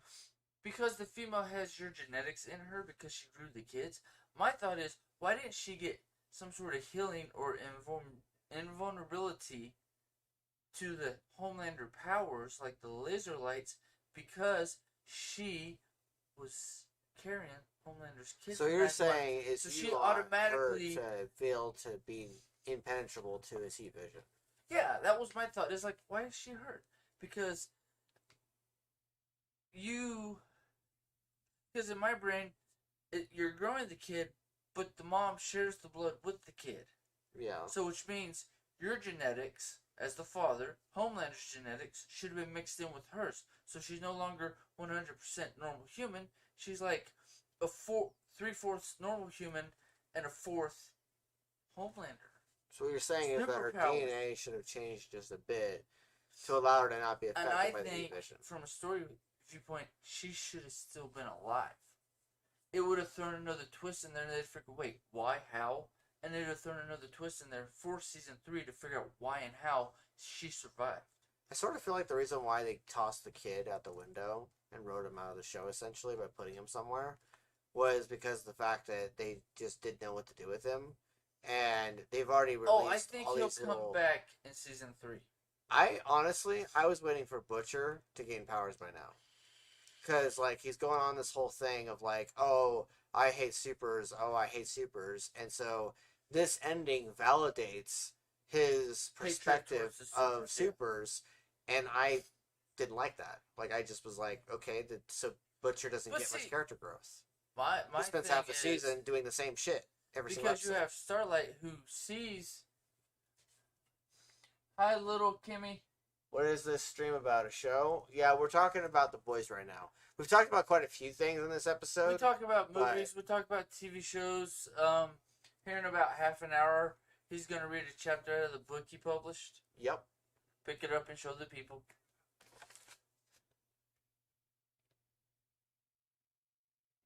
Crimson Knightfall. They partially can see it, but they see it well enough. What do you mean they partially can see it? Well, with mine, it's because of the glare. There you go. That's a better view. There you go. They got the full. I just want to make sure they get the name. Yeah. But we talk about random shows and our ideals and how we would change it and our ideals on how they would change it. We mostly just review stuff and then, like, talk about stuff. Like, review, like, you know, shows, movies, talk about movie news. Anime. Like, we're kind of like a jack of all trades type of thing. And we've on our 17th episode of doing this every week. And we've talked about how I want to become governor of Utah and how I'm dragging him along to be lieutenant governor of Utah. And when his birthday hits and he turns 30, we're going to go fill out the paperwork so that we're on the ballot. Yep. Sidebar. Well, that was the original idea of me throwing it out there into the public, and you wanted to podcast, so I'm like, I'm going to throw that in there. Yeah. On every podcast I want to, if I want to. But because we ain't talked about that in like 4 podcasts, I figured I'd throw it out there since. Yeah, we haven't talked about asking. it. Yeah. Since she's like, oh, what's this stream about? What is it? It's about a show? For right now, it's a show. We talk about everything on this thing. We've talked about my random ideals on how the universe and from the dimension we live in, supposedly the 3rd to 4th dimension. Yeah, he gets lost in his theological talks. Hey, I go on randoms, you go on randoms, and we cover just about everything and anything on the show. Yep. I keep it more grounded down to earth, and he keeps it nice and floaty, just the way Tim likes it. He likes to float around like Goku with his thoughts. No, I'd make Goku cry because he wouldn't understand half the shit I talk about. I'm just being honest. Yeah, as far as even when Goku was the smartest in DBZ, he was still stupid enough not to understand some of the shit I go over. So, no offense to Goku. So as far as the boys go, like when it comes to the show, like what did you think of the season? Season 2? Yeah. I like parts of it, and other parts of it I'm like, okay, I think you should have gone a different way with that. I didn't like how Maven was towards the human on the team. The normal guy on the boys. And not Mother's Milk, but the guy my brain's not thinking the name of. It's Starlight's boyfriend. Oh, okay, Huey. Yeah, Huey. I didn't like how she was towards him. She's just like, he calls him a little twink, and I'm just like you asshole, like, the reason why you're even alive is skinny fuck. Like the reason why you're even alive is because of all of Huey's work, like all of Huey's hard work. Like he's been doing espionage essentially to overthrow the Seven and to like help out with Mother's Milk and help out with and also help out Butcher. Starlight with her getting the whole molested thing with the guy Stick Deep. Yeah, Deep. Yeah, I didn't like. I like how Starlight and Huey fell in love, but at the end of season 2, we have to separate because if we stay together, it's going to be too much of a hassle for you and for me. It's kind of look complete. It was kind of a lazy way of separating them, to be honest. Oh no, I expect them to find a way or secretly still be a couple behind the scenes, hiding in the background somewhere. I felt like the last half of the show, they started to go into a direction that was extremely interesting in episode 5 and 6. Okay. Because that's when they went to the facility and they found out about a lot of the people that were getting abilities, and they found out about what was happening behind the Seven. Because the Seven is just these people with superpowers, right? But then you find out that everyone got injections. Like you find out that Starlight has her powers because her mom paid to have her part of the program, and so you find out all these people were being experimented on by this drug, and you find out you meet the guy who is helping orchestrate everything, and so half the show is about learning about the serum thing that they played with, and also finding out that the what the fuck's the character's name? Chick with the lightning hands is actually old as shit and a fucking Nazi. Stormfront, the one we were just talking about, the German that got toasted. That she's a Nazi, and when they revealed that, I'm like, wait, what? Yeah, and so and she tried to turn freaking asshole into a Nazi. Yeah, she tried to turn Homelander into a Nazi. They spent half the show going on about these interesting twists, and then the last half of the show is kind of like a fizzle. Like it was kind of like a let's resolve the storyline with Butcher and the son and his wife that we started for the last season. And let's resolve all that stuff. I didn't like the way they resolved it, though. And let's resolve all that stuff. Let's give you the superpower, awesome Trinity, girl fight where they beat the shit out of Stormfront. And then let's just end the show with the kid being sent off somewhere because Butcher hates supers. Like, I wasn't a big fan of the way it ended. Like, it ended great overall with everything else. But when it comes to that, I was just like, I think they could have written it differently to end a little bit better. So Homelander doesn't get his kid, which, whatever. Well, screw Homelander, because he's an ass. Lady gets killed in the process, even though she spent like all this time protecting him. Butcher doesn't get powers, even though they probably could have gone with that instead of just keeping him depowered. Okay, but why would you give him powers? I actually want to see your viewpoint on that. So I would flip the script on Butcher. I would force him to have to be more like the kid that was created through Homelander's raping his wife. Right. And I would have an element where Butcher is gone from trying to destroy the Seven because of what happened to his wife and trying to be with his wife, and then he, in the second season, the only thing he cares about is getting back to his wife, even to the point of throwing the kid out the window. They showed that a little bit. Right. No, that's literally like when they cut down through the center and they started showing just him and his wife and stuff. All it seemed like he was that rough, tough guy, gritty guy who just wanted to be with his wife. He didn't care about the kid, and like he just kept wanting to ship him off or kept wanting to get rid of him somehow, and that was part of his plan in the first place. And then finally at the very end, he's like, oh, well, I'm going to take care of you because she made me promise. And I'm like, you're kind of a douchebag, And so, like, hold on. Okay. So, a reason why I would give him powers is because we've spent half the season finding out that the serum gives people abilities, finding out the Seven are purely created as a government program to keep the public in check and to keep them from rebelling. And every time something starts to go wrong, they have to do some sort of public announcement or some sort of apology. Apology. It's basically a public service announcement. It's damage control, and so the entire show is predicated on the fact that the Seven are broadcasted as heroes, but really are dirtbags. And our main star of the opposing side, Butcher, just wants to throw one of the supers away just to be with his wife. And it kind of makes him just as bad as Homelander, or just as bad as some of these other characters. So I'd flip the script, force him to get powers, force him to question his own reality, force him to change a little bit of the character. How would you accidentally give him powers? Would you make him do it on purpose to try to beat Homelander? I'd have it to where when they were in the facility and they were just going against those supers, I'd have it to where Butcher, in the prospect of them trying to do that thing that they were trying to do with the flash drive and everything, I'd have it to where one of the doctors or one of the patients ends up causing him to get injected with the serum. One of the serums is lying around in the lab, and it just gets injected into him on accident. Okay. I'd have that happen, and then I'd have it slowly envelop in the next couple episodes, in which he starts to notice changes to his body and starts to notice things, and then suddenly he's being forced to, accept the fact that he now has become the thing he can't stand, the thing he hates. And suddenly it's causing him to question who he is as a person, where he stands with the boys, what he's doing, and it causes him to reanalyze who he is as a character. And suddenly we've got character growth with development with how he sees himself and how he sees the boys team and how he sees the Seven. And then suddenly Huey as a character is reanalyzed because of his relationship development, and Mother's Milk develops with the dynamics shift a bit. And I'd either give Huey and him powers, or I'd give just Butcher powers. But I expected one of them to get powers in this season, because the fact that of all the developments with the show. I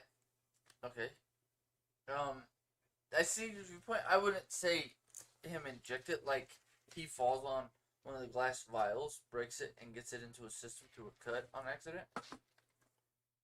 And he's one of the few that he doesn't need like a full injection because he has the right blood type or genetics or whatever, to instantly absorb it properly to fully engage his hidden power. Either that, or when he meets up with the guy in that boardroom meeting, and he's sitting there and he's got the cell phone, I'd have had the guy who is trying to defend the Seven beef up his negotiation tactic.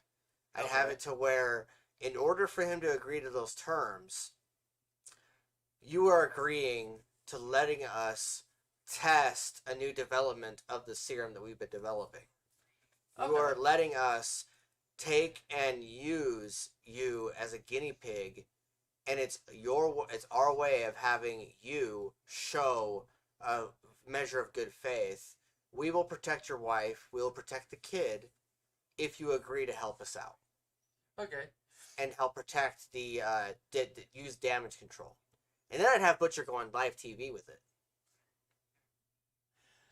Okay, causing the scripts to get flipped a little bit. Oh, yeah, no, I see what that way saying. We're not having like the cliche heroes type way of getting powers. We're having more of the boys way of getting powers, in which he ends up agreeing to it, and so they've got a doctor on hand in the boardroom, sitting in the background, obscured in shadow, and then the fight guy comes out, and it's one of the guys that Butcher used to know from the past.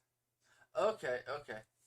And suddenly, we've beefed up, because when he comes in and he does the whole agreement thing, you know, Butcher got to have his moment, but the guy who is in question is also motherfucking Gideon from The Mandalorian. And he's also the guy from Breaking Bad. Yeah. He's the bad guy on the Breaking Bad. And I don't think that scene was intense as it could have been. And the guy who's playing the quote-unquote villain of the show, he's a fucking, like, he's a genius, like, with the way he portrays his characters. And I would have honestly given him that mentality in which he's like, okay, well, in order for us to agree to protect your wife and agree to protect the kid, you know, because we're presuming on the fact that he has no feelings towards this kid or this wife, why are we protecting them? Why are we keeping them safe? I know Homelander cares about them, but why? How does that benefit me, and how does that help this program? So I would have had him be like, okay, well, in order for us to agree to this, you're going to have to become one of us. You're going to have to become one of us, or you're going to have to agree to help protect the company by doing this. And therefore, Butcher is being forced to go against his own morality and forced to go against something and sacrifice something for his wife. And for the kid. Okay. I had a nice, how they're going to get Huey back in season 3, though. Yeah. With as many times, like 2 or 3 or 4, however many times him and Starlight had sex. What they don't realize is she's knocked up with this kid. Yeah, I was expecting that, actually. I was like, isn't she? But the way they ended it, and they had sex, like, what, a week or 2 beforehand? Yeah. In the series? My thought is, because they did that, she doesn't know she's pregnant yet. And they're not going to find out until the start of season 3, or a couple episodes in. Yeah. They're going to find something out. And because of how Huey's genetics are, and because of who he is as a person and as a character, yeah, it's going to be a different superpower than Starlight's. It's going to be similar to hers, but it's going to be different because his genetics change what the superpowers are. Kind of like how the kid can't fly. Yeah. But he's got the supervision and the indestructibility. Mm-hmm. My thing is that because he doesn't know how to fly yet? Or is it because he's half normal, it's slightly different? Well, Clark Kent couldn't fly initially. He could, like, accidentally levitate. Talks about it. I need to teach you how to do this. But the thing is, what if that's a skill he doesn't have? Yeah, the kid. Clark had the kid. Clark, basically, Homelander is like Superman on the show. So it's like, even flashing back to like Smallville and some of the other cartoons, like Superman initially as a child would wake up levitating, but he never really truly flew until later. Yeah, no, see, I get that, but I'm thinking, also, what if they use the kid as a way to, hey, if your kids have superpowers, either because you've had sex with the super, or you didn't know your kids were going to have superpowers, things like they didn't tell the parents they were going to inject them with the V. Yeah. They use the kid as their spokesperson to start the new generation of the Seven. And he's the new Homelander. But they give him a different name.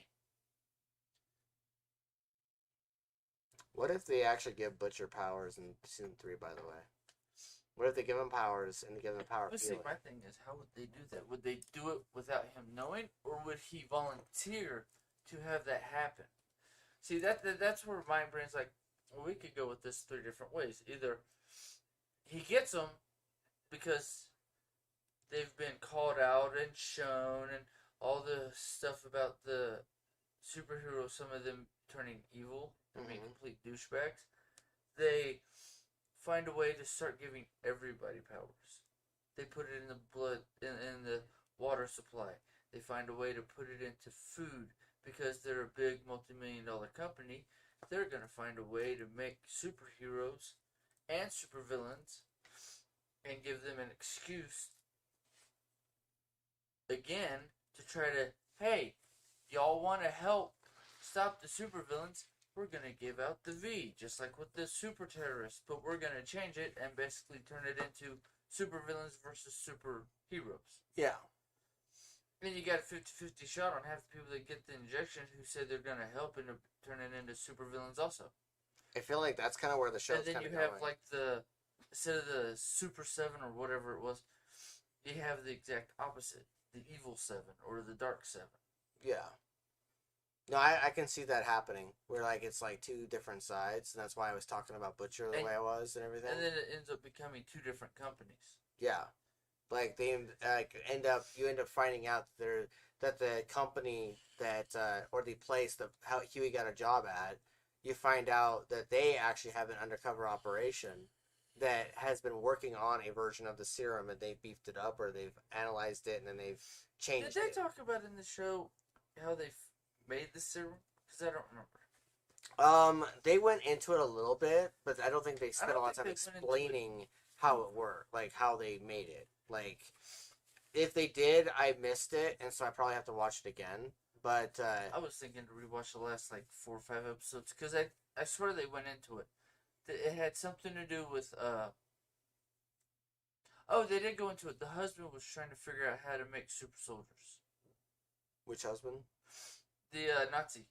Oh. Guy. Yeah. So she went into it a little bit about the fact that he created the serum. He created a way. It was originally originally meant to heal and to eradicate disease from the planet, and make the super race. And it caused them to create people with powers, because it meshed in with their DNA and caused a side effect in which people got powers. That's right. Yeah. After I asked it popped into my head that was the Nazi guy. What's even funnier is, the serum that I created when I was 15? That's in the book series I'm writing. Okay. It's kind of the same sort of... Yeah. The boys. Yeah. And Eric Kripp, who created Supernatural with Seth Rogen, created this version of that storyline. And it's pretty awesome because that means I have a mind similar to the guy who made Supernatural. Now, every time I watch an episode of the show, I'm always just like, I don't even get mad. Like, I'm just like, I sit back and because, people tend to go like, that was my idea or whatever. I'm just like going, okay, so this is his spin on the idea. Like, I don't even get mad. Like, I literally sat back and Amber's like, so you get mad whenever you find out that one of your biggest influences as a child is using a similar storyline? I'm like, no, I feel gifted.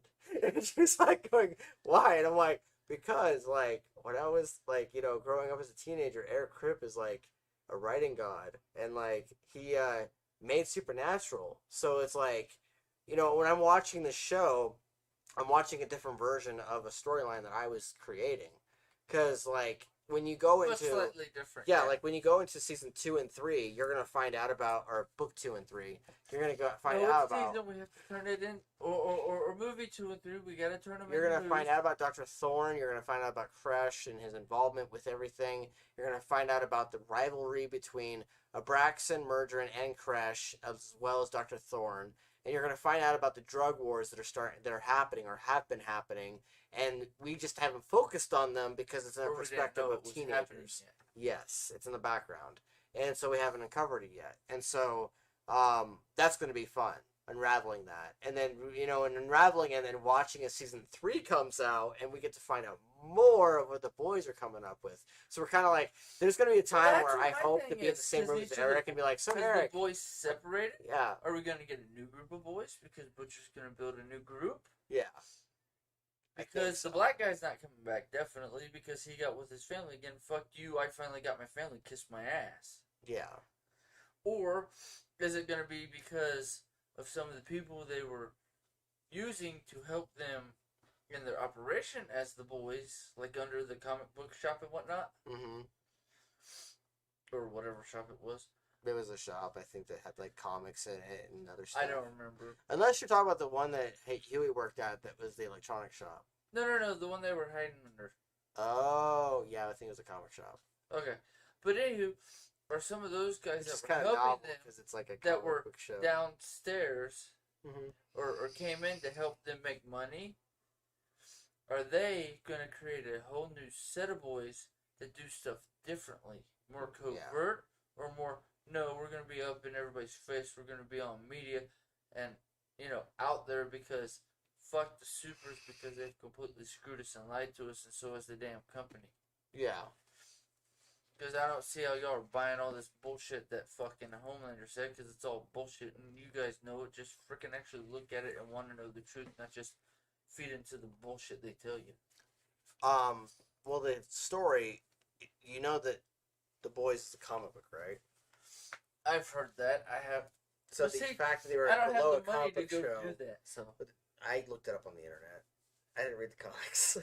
I looked it up on the internet. I eventually will read the comics. Every TV show nowadays is made from a comic or I know. Or a fucking book. Like, you can't make fucking TV shows out of something that's original. Not anymore. Yes, that's why we have to turn this into a comic book, and then into a TV series, and then into movies, and then we'll be multimillionaires sitting on our fat asses, being like, all right, bring us in what you wrote. Kevin Smith once wrote the line that appeared in Dogma that was such as that Alan Rickman beautifully, eloquently said in his movie Dogma, in which he said, "If there's not a movie about it, then I guess it doesn't matter, is it?"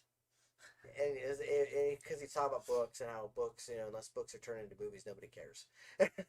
Well, that's kind of the truth nowadays. Yeah, that is true. But also some of it is some of the books they've taken adaptations and turned it into comic books. Yeah. Because I've seen certain books that you wouldn't think would be a good comic book. Mm-hmm. That I've seen them. It's not the exact same because they changed the name, but it's an adaptation of that storytelling and that story. Yeah. They just changed a few things here and there. It's a comic book now. Yeah. I've actually seen it over the years. I wanted to turn Shadowfang into a comic book and have your sister draw it. And you know what she told me? I'm not gifted for that. I call bullshit. She was like, I'm not that good. And she, made up some She puts excuse. herself down. Yeah, too much. She does. She puts herself down immediately. I tried to have this guy named Ryan, who I know is Blazing Frames on Discord. Yes, I said your name. Blazing Frames. I talked to him on Discord. Deal with it. Yeah, and I was trying to get him to do because he does comics, right? Yeah. But his are more cartoony, kind of like your sister's. But I was asking him, I was like, I want you to do a comic version. I want to at least see one chapter, at least one issue of a comic adaptation of the book. And I was like, I'll write the comic, and I'll write a version of it that works for the comic. And even if it causes, it's like some alteration or adaptation of it. And just talking to him about the overall concept of the story and the scope of it, he was like, I'm starting to sweat now. He was like, I'm getting really sweaty about doing this. He was heavily intimidated. Heavily intimidated by the idea of adapting something that came from a book. And I was like, but the way you write it, it could go comic book, TV show, or movie. That's how I see it, because the way it's the chapter is here, and then you go to part 2 or part 3. Mm-hmm. Me, okay, this is the first half this is scene 1. Okay, we cut to scene 2 in this section, or this is the first part before the commercial, then the second part before the commercial, and then the third part. Especially if it's on Hulu or some of these other places where they throw in a commercial every so many minutes. Yeah. It's even a 20-chapter story. Like, this book is 20 chapters. We could even probably turn it into a YouTube series. You could, yeah. You honestly could. It'd be one of the YouTube, whatever, what is it, Prime or whatever the fucking thing is for the paid. YouTube. Actually, Wayne originally was on YouTube, and then they canceled it, and then Amazon Prime picked it up. Now they're making season 2 of Wayne soon, sometime soon. They said they might drop like season 1. They said they might drop Maybe like we'll next talk year. About that next week. Yeah. But like, yeah. So as far as The Boys go, like, I really enjoyed season 2 overall. I just felt like the ending could have been lackluster. Yeah, I felt like the ending could have been better, but that's only because of the fact that, you know, as we already discussed, the angles I wished it had gone. But the way it is and the way it went, they did a halfway decent job. It was really good. Yeah. Like, by the end of it, I was like, holy fuck. Like, where are they going to go? Like, where are they going to go now? Like, what the fuck? And well, that's what I was trying to think. Where the hell are they going to do a season 3? Because the boys are no longer the boys. They all separated, went to their own peaceful sidebar. Yeah, no, they are. So that was my first thought. It's like, okay, are they going to keep this going for a season 3?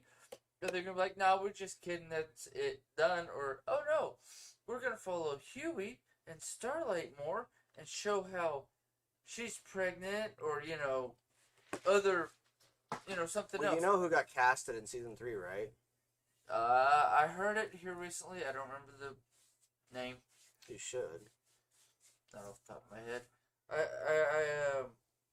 One of the episodes, channels I watch on YouTube talked about it. And right now the name escapes my head. No offense. Supernatural reunion is about to happen. Oh yeah, that's right. That's right. That's why they made him grow out his beard. Soldier Boy. Yep. He's gonna be playing Soldier Boy. Jensen Ackles, our Jensen Ackles from Supernatural. Dean Winchester. Dean fucking Winchester is gonna be on The Boys. It's gonna be amazing. I hope. He's a good actor. You never fucking know. So I don't know how it's gonna be, but he's Soldier Boy. I'm waiting to see what the hell happens with the Walker, if they're just gonna cancel that, because they only did like, I think it was 5 episodes and then done. And then COVID. I'm not quite sure if it's COVID or just something else. Well, I know that he played Walker, and I know that they shot like an entire season, I thought. So I don't know why there's only 5 episodes. I don't know. Well, I think it was less than a full episode. I'll be honest, I never watched Walker. I heard a lot of mixed reviews on that show. I liked it. I liked the way it went. It was a good series. But, I mean, the way it kind of dropped off, and they haven't done anything in, like, I think it's been 2 weeks, maybe 3. Streams Fridays, yeah. From what I understand, it was roll down, decent, but not his best work. Oh no! Shut up, bitch. Wayward Winchester on YouTube said that he isn't a big fan of the show Walker, and said that it seems 8. It's only 8 episodes. So it seems like you know. He didn't like it, but my thing to that is, was he a fan of the original Walker series? Yeah. That's the thing. He never brought up the original Walker series. Like, okay, he said it was originally the original Walker series existed, and he talked about it briefly, but he said that he supports, you know, Jared in his endeavors and stuff because of, you know, Supernatural and stuff. Yeah. But like, he wasn't like huge into the show Walker. Like, he watched a few episodes of it and he was like, it wasn't for him. So like, I'll watch a few episodes of Walker and see how it is, and I'll watch, like, you know, the 8 episodes that are there. But I don't know, like, kind of looking forward to Jensen Ackles' Soldier Boy. The Boys. Because, you know, I'm already into the Boys. Walker was, for me, from watching the original Texas Ranger Walker. Yeah. It was decent. I liked the way it went. I thought it was written, or the way it was recorded and they posted it was decent. Yeah. I mean, it wasn't the best, but I think he played the character well. Yeah. But when I was watching Wayward Winchester, he's like, he didn't fucking do anything, not even acting, blah, blah. When he was bitching, I'm like, well, clearly it's not an episode you could get into because it doesn't go into the ghosts or, whatever superpowers and shit. It's just basic humans dealing with basic human problems. Yeah. I'm cool with that. And I like the way it was written and the way it, played out. Mm-hmm. And I respect that he didn't like it. But everybody has their own opinion about every little show and every little thing. Yeah. But, I mean, if you're not an original, Walker's fan, then you probably won't like it. I'll probably watch like a couple episodes and be like, okay, that was a thing. Yeah. Or I'll like enjoy it. I don't know. You might. I think you will because of the family side of the story. Yeah. I think that's what'll catch you in it. Because the first episode's basically talking about how his wife dies, essentially. Right. It's like actually it's the first 2 episodes. But the way they go about it, it also shows that they haven't told you enough, and they haven't found the hidden thing yet. I'm waiting for that to click in, where it's like, oh no, obviously this person knows something, they just never talked about it. Because they're hinting at they're getting closer to that, but they haven't quite gotten there fully. Yeah. They're inching closer, which has got my attention. But also, it's 1:40. Read your book. Did you know that? We've been going at this for 2 hours. Did you know that that they're actually talking about a possible supernatural revival?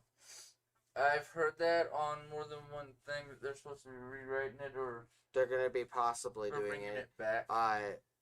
Jensen From a different point of view. Jensen and Jared were joking about having it to where they like shoot it from like YouTube or something, and joking about how like they shoot it like where they like have it to where they're they're doing like a different version of it, and then like maybe like Jack or Cass pulls them back into the regular world and has them do hunting again or something.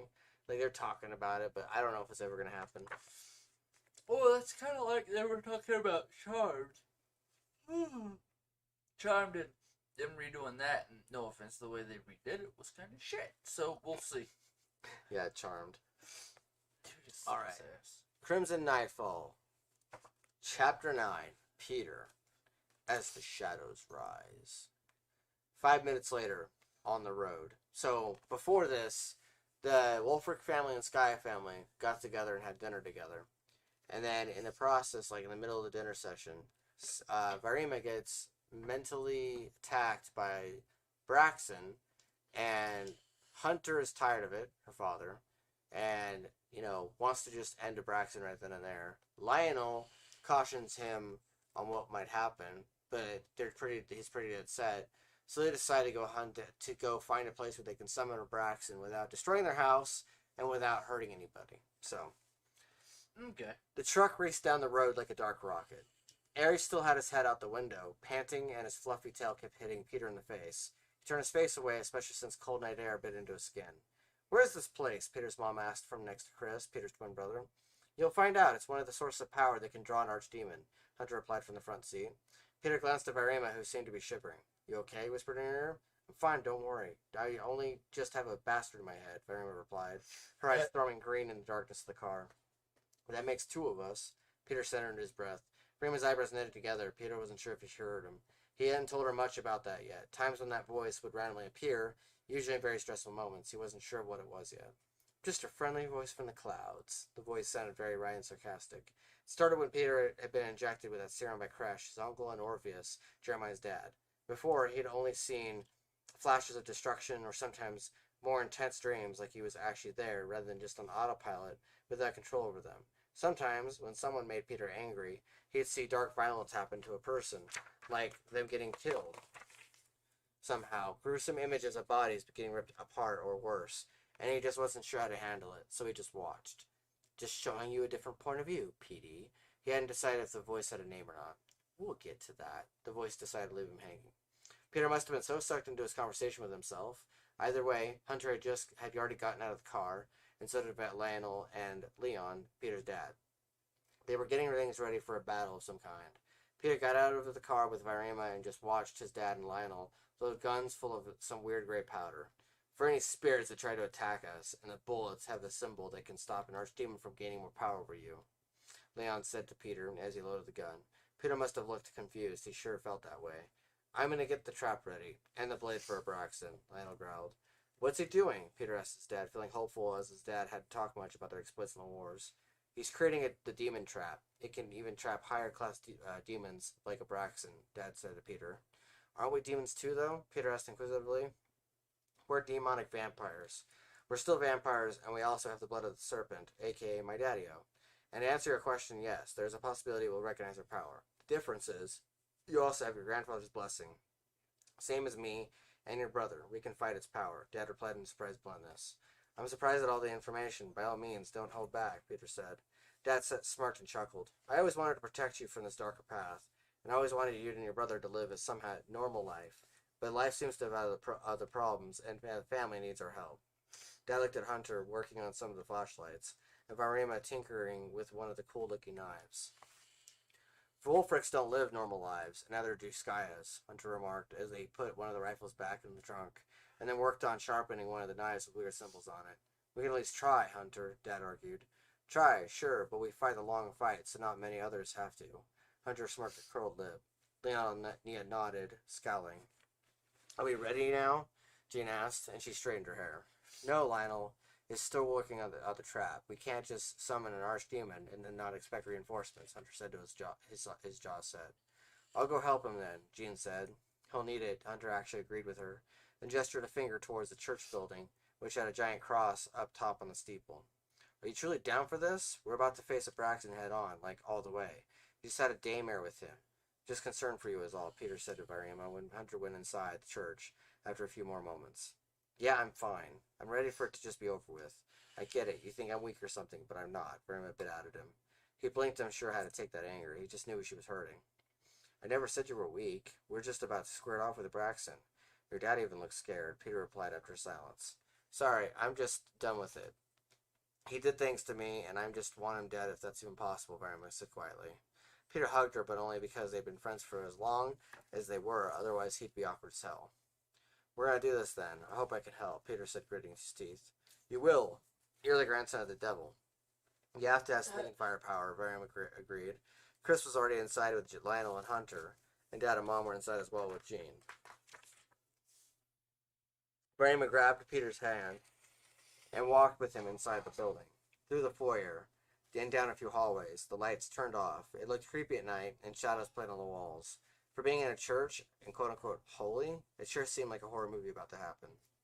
Mom, along with Pandora, stood guard outside the gym room, where the basketball hoops were, and the courts were located.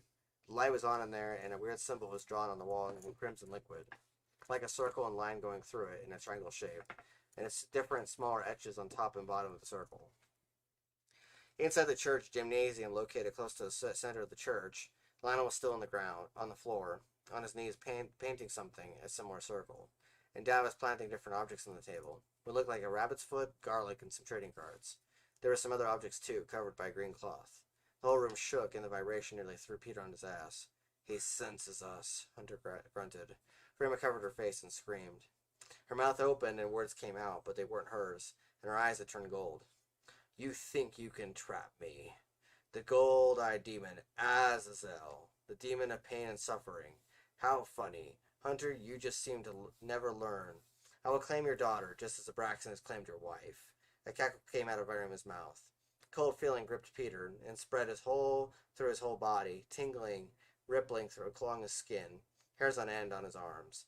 Azazel channeling himself through Virema, using her life force. Peter tried putting a hand up to pull Azazel out of him, but Azazel only laughed at him. How cute. You're going to try and relinquish me, using what? Demon powers? An archdemon, child, Azazel cackled. Peter snarled, and Jean put her hand on Peter's shoulder. Pete, no. Let your dad and Hunter handle this with Leon. Or Lionel, Jean said softly. So, By the way, just interrupting narration a little bit. They go to find Abraxan, right? And Azazel comes out instead. Because Azazel and Abraxan are buddies, just for clarification. Lionel brushed a blood-drenched finger to paint Virama's forehead, and then started making brush strokes in rapid succession. Virama's eyes glowed a bright gold color, and then black smoke seeped out of her mouth and nose in thin streams, and then bigger snaking arcs. Her body fell to the ground where she lay shaking, engulfed, and a body took a form out of the smoke. Red eyes flashed, and then went gold in the face of Azazel, whose body solidified. Tall and familiar tattoos snaking on his torso, and he was shirtless, just wearing black jeans, muscles rippling on his shoulders and belly. Hello, Peter. Hello, guys. Here wanting to play. Know what you're doing, it won't work. Father of all demons is busy with his work, Azazel gestured with his hands in a lazy fashion. Hungry smile played on his face. We're going to destroy you. Hunter grunted. A blade flashed out of his cloak, and Azazel saw it. He just grinned. Abraxan is the only one collecting souls. He's the only one looking to raise the dead. This shall be fun. Azazel snapped his fingers, and nothing happened at first. A moment later, slowly, shadows played on the walls, and smoke filtered through the room, and bodies took shape.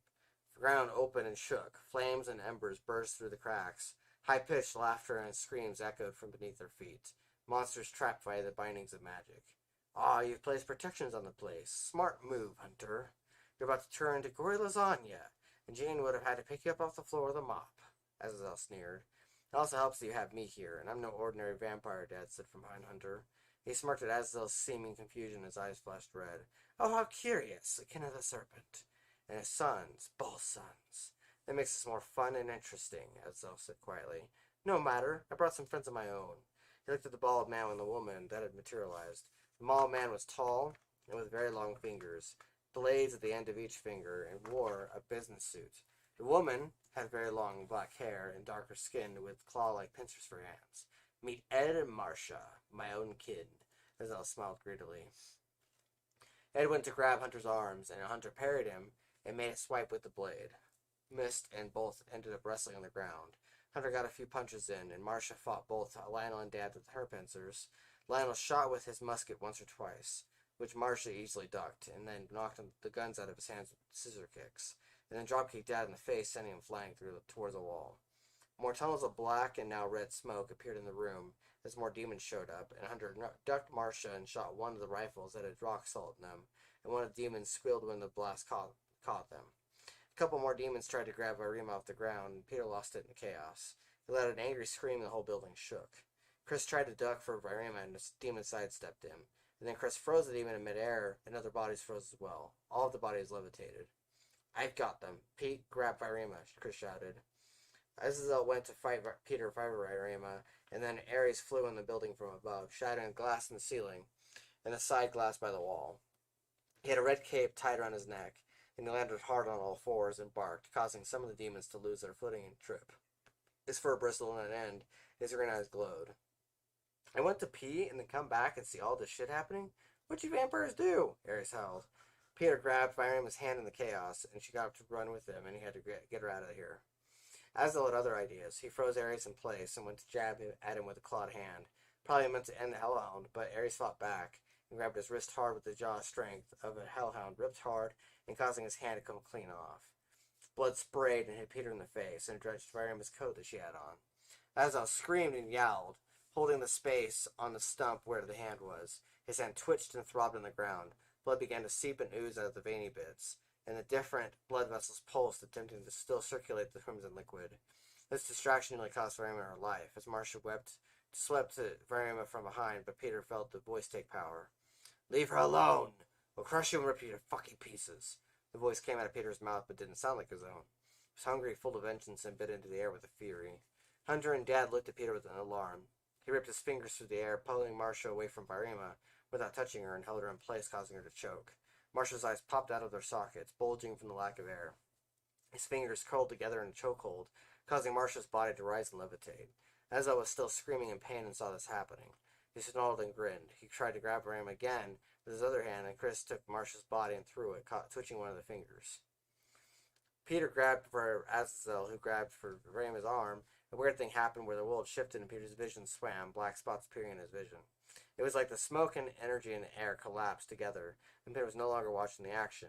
He was floating in a cloud of darkness and smoke, and Varian was with him, both standing still in the surrounding dark abyss.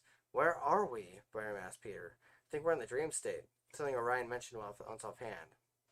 Ayla talked about this place before. During my month of utter misery, I kept appearing here. Peter said, looking around, seeing another section of the abyss where other things seemed to be taking place. Below them, a pathway of fire sizzled and bubbled, blood bubbled. That makes sense. Usually when I'm here, Braxton hurts me, and I can't do anything about it. Varian bit out like she actually was biting something with her words. Right, I'm sorry I was supposed to be there, Peter replied. You can't have been. You're in another dimension or something. You also were dealing with severe burns. You almost died. Varian muttered the last part. Yeah. Or something else. Just a series of openings of dreams, Peter argued. Very good. That's quite knowing of you, Azazel complimented Peter as he walked into view from the front. You could see his shoes and black jeans and shirtless Azazel, similar to what they were just involved with. I see you're learning some things. We're going to destroy your body like we planned with the Braxton. So, lucky you showed up, Peter growled. You may destroy this body, but you won't defeat me. This never ends. Azazel got in Peter's direct line of vision and moved his fingers slowly over Peter's face. Peter froze and his breathing got tense. Azazel held him in place and sneered wolfishly. Peter looked at Azazel and narrowed his eyes, trying to throw Azazel away from him. Azazel flew back after Peter gave up, and then he saw Varian with her hands out. Her fiery hair whipped around her, and a flash of hate crossed her face. Azazel's face flashed crimson and then rose up into the air and stretched his hands as if playing a marionette master. Shadows danced at his fingertips, and it seemed like Peter's little family and her little family were appeared at the same time. Their eyes were all red, and they had ghoulish expressions. Azazel began to laugh as they faded away in puddles of blood, broken bones, guts trailing down and out in a wave of defeat. Varian's eyes were wide with horror, and Peter felt cold like his soul had splintered. Giant pits of blood began to fill up below. Children's voices were heard. Souls of children appeared in a mist of silvery, shimmering light. See the children, creation of the Father Lord, the Gatekeeper, my family, same as yours, Patrol Wolfric, son of the devil, twin grandson of the serpent. Azazel smiled a grotesque grin of death. Peter opened his mouth, but no words came, and it wasn't from terror. It was deep-seated fear within himself. Azazel was right. In some twisted way, Azazel was somehow related to him, and they both had their family. Azazel isn't really right, Peter. We are your family, Varian said. Peter couldn't help feeling a disappointment that he couldn't quite place. I am very much correct. Did you ask your mother who her brother was on her father's side? Azazel asked, curious. Yes, and she said it was some guy who drank demon blood and had a kid. A boy had dark tendencies, Peter said. If you won't join me willingly, let's have to force my hand, kid. Azazel gestured fingers, and some of the children were very much younger, like toddlers. Those souls held Varian in place. Other demons that surrounded them, black mists of death, held Peter in place while Azazel did his work on Peter. Dry lips. Oh. I was like, well, what the fuck? Yeah, continuing. Peter saw distant memories of a black pit, but had a giant golden figure, his face obscured by the blinding light, and it muttered things. Words Peter didn't understand. And then silver, glowing, angelic people with wings, surrounded a golden figure, a man dressed in a white undershirt, and he wore a red overcoat, responded in the same language. Peter saw someone who looked like Bedazzle, standing with Damien, and both of them were in a heated discussion. Body materialized out of smoke and darkness, plumes of tunnels snaking around. Peter felt a tug in his gut. Was that Azazel? Then in other memories, a younger man with tattoos but with jungle clothes, leaf clothing, was running up a glacier that had an upsloped hang cliff. The same man turned into a werewolf on 2 legs, swiping with his claws and killing different giant animals like mammoths and saber-toothed tigers. Guts and blood sprayed as he sliced the dead carcasses. Then there were memories of Peter's younger child, even before he met Varima, and his Uncle Crash would beat it before Lionel put a stop to that. It wasn't displayed here that Lionel duked it out with Crash. Then a cackling voice from the younger Peter as Peter fought Crash head-on and nearly killed him. Lionel surrounded Peter in a dark cloud, and Crash fired off a gun at Lionel, but Lionel escaped. Both sets of these memories seemed to wind like a funnel cloud, and Peter eventually couldn't tell the images apart. Those whizzed by, and just as Azazel delved deeper to other memories, Peter saw Jean's form and watched her eyes turn golden, but in a lighter hue. She gestured a hand at Varima, and Varima's eyes glowed golden but darker than Jean's. Varima screamed, and then her whole body flashed golden, and then it dropped to the never-ending chasm of death. Peter dropped down below to help Varima, and then a giant warm feeling slowly buzzed up and down his body, and he looked up and saw Jean smirk. Then he grabbed Varima off the chasm with his hand. An electric current soared through both of them, and Varima and Peter both screamed as they fell back to the ground, full of blood and full of death screams via demons, and now a few angels. Demons and angels flashing of white and black. I am Ares, the dog of war. Feel my pupper's grip. Ares growled as his throat was on a demon's. The demon had a knife and tried shoving it in Ares' gut, and Peter felt a brush of dark anger, electric fire bursting from Peter's fingers, and he zapped the demon. Electric fire shot into the vessel, and smoke poured out of the mouth, nose, and ears of the man that this demon occupied. We shall see each other soon, Wolfric. Watch as your failure kills the very life in front of you. Azazel's vessel had crumbled from the inside, fading to dust.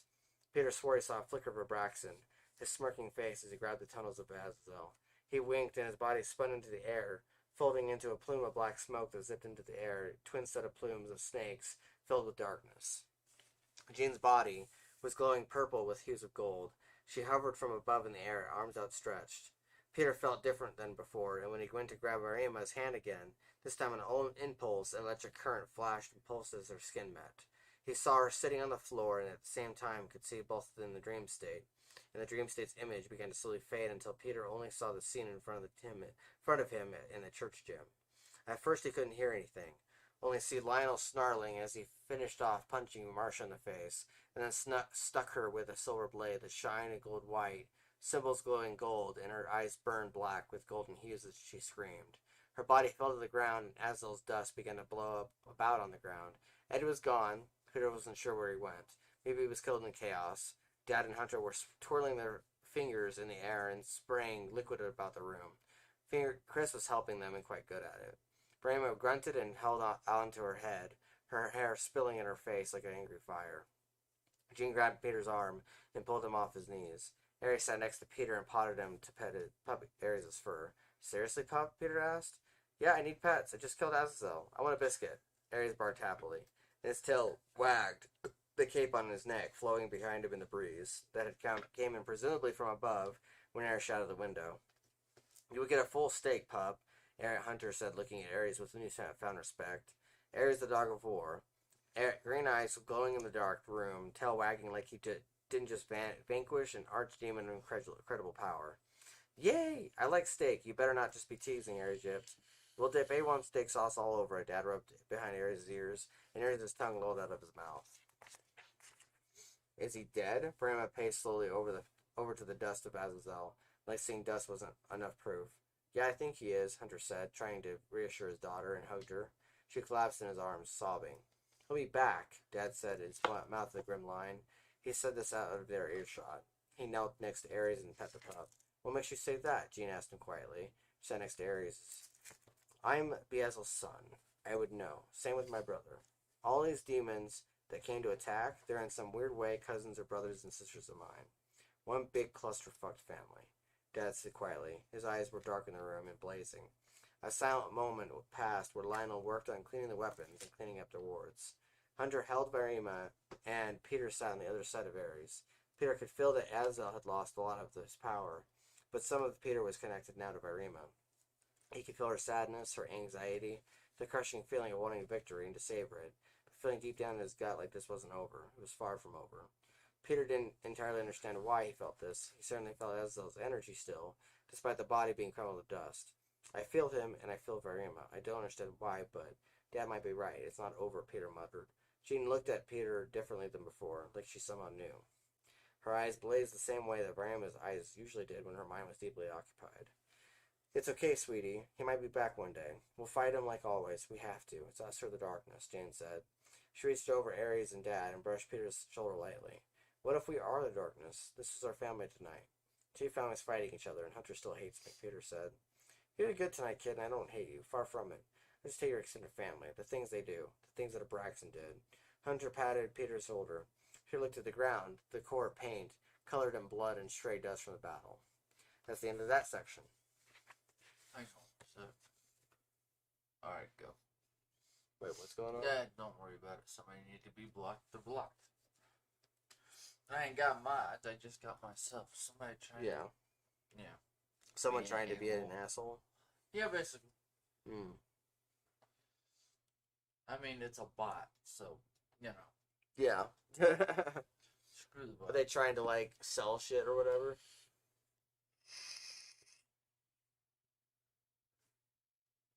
Yeah, look at it. So want to become famous by followers, primes, and viewers on blah, blah, blah, blah, blah. Oh, yeah. They're trying to buy shit. They're trying to force Trying to get to sell us viewers. If I wanted to freaking buy a viewer, I'd buy my family's views. Yeah. So what do you think of that section? Sounded good.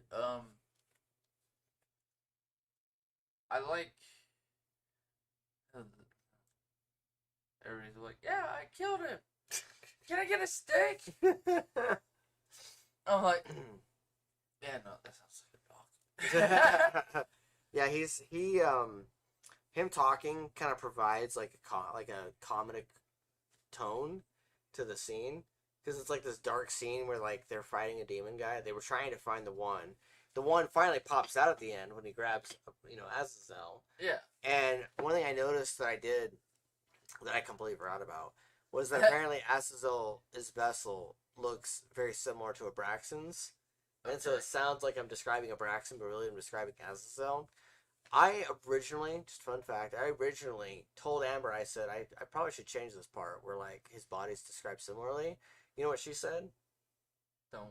Yeah, don't. Like, they have similar bodies, or that, what if Azazel is trying to be like Abraxan, and he's trying to, what if he was, like, the younger, like, brother, younger demon of Abraxan, and so Yeah. he's trying to be like Abraxan. And, like, and even though, Be like the more powerful bigger Yeah. brother. Yeah, and so like I told her, I was like, well, Azazel technically is Yellow Eye Demon, or like one of the higher tier demons. So why would he want to do that? And she was like, well, in this world, he's kind of like the brother or the cousin, and you're already having it to where Leon is talking about how they're one big clusterfuck of a demon family. Yeah. And how like they're all somehow connected to Peter. So I was like, okay, I guess I'll leave that, and so that's why they sound similar. Okay. So. I just like listening to the descriptions you give. Yeah. I figured I would tell that to the viewers too, because they're probably like, don't you always describe him with like snake-like tattoos and shit? And I'm like, yeah, they're related. Every demon's related, technically. Yeah. Section 2. A few days melted together. Peter went to school like everything was normal, even though that was probably the biggest lie he ever tried to tell himself. Between getting burned and facing death, getting involved in numerous dark adventures, and seeing multiple people die, school is probably the best normal Peter possibly craved. Have you been dreaming of me lately? Brian asked Peter playfully one of the days. It was daytime, and they kept to the shadows. Like a right given what they just dealt with. They were vampires, so they had to, unless they wanted to nurse their skin after it suffered from super sensitive skin sizzling. Burning was the last desire Peter had. Is this a trick question? You would be a refreshing element of dreams, rather than death, bloodshed, and a certain demon antagonizing me. Not to mention the nightmares of being consumed by flames. Peter choked at the last part. I didn't mean to trigger any bad memories, Fireman whispered, brushing Peter's face, his cheek, and he felt tingles.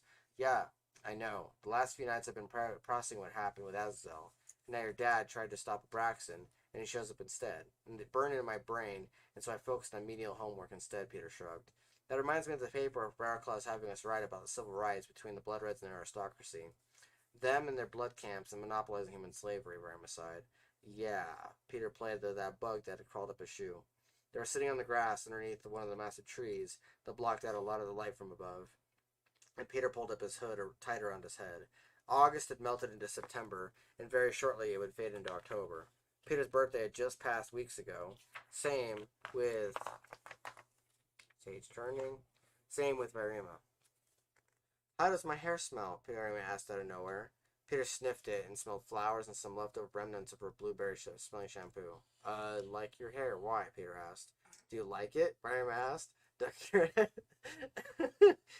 Yeah, it's pretty like you, Peter said, not sure what this had to do with dreams. I'm just teasing. I'm just testing. I'm trying to figure it out. Some days I feel irrationally angry and not sure why, and can sometimes hear some weird voice. I wasn't sure where that thing came from, but it sounds nothing like a Braxton, Barima said quietly. She pursed her lips rosy pink. Busted, the Roy voice spoke up. I heard the voice come out when you screamed in that battle, and at first I thought it was puberty. Then I realized that was probably wrong, as I've never heard you talk that way before. So I figured I'd ask you about it. It sounds completely different from the demon guy's voice. I don't know, just yet. I haven't quite figured it out what it is, or what he is. It started surfacing recently after Crush used the serum on me. I almost died, or did die. I'm not sure anymore. I spent an entire month with the feverish dreams, dark nights. You were amazing to me during that time, Peter replied, his voice cracking. He didn't want her to know about the voice.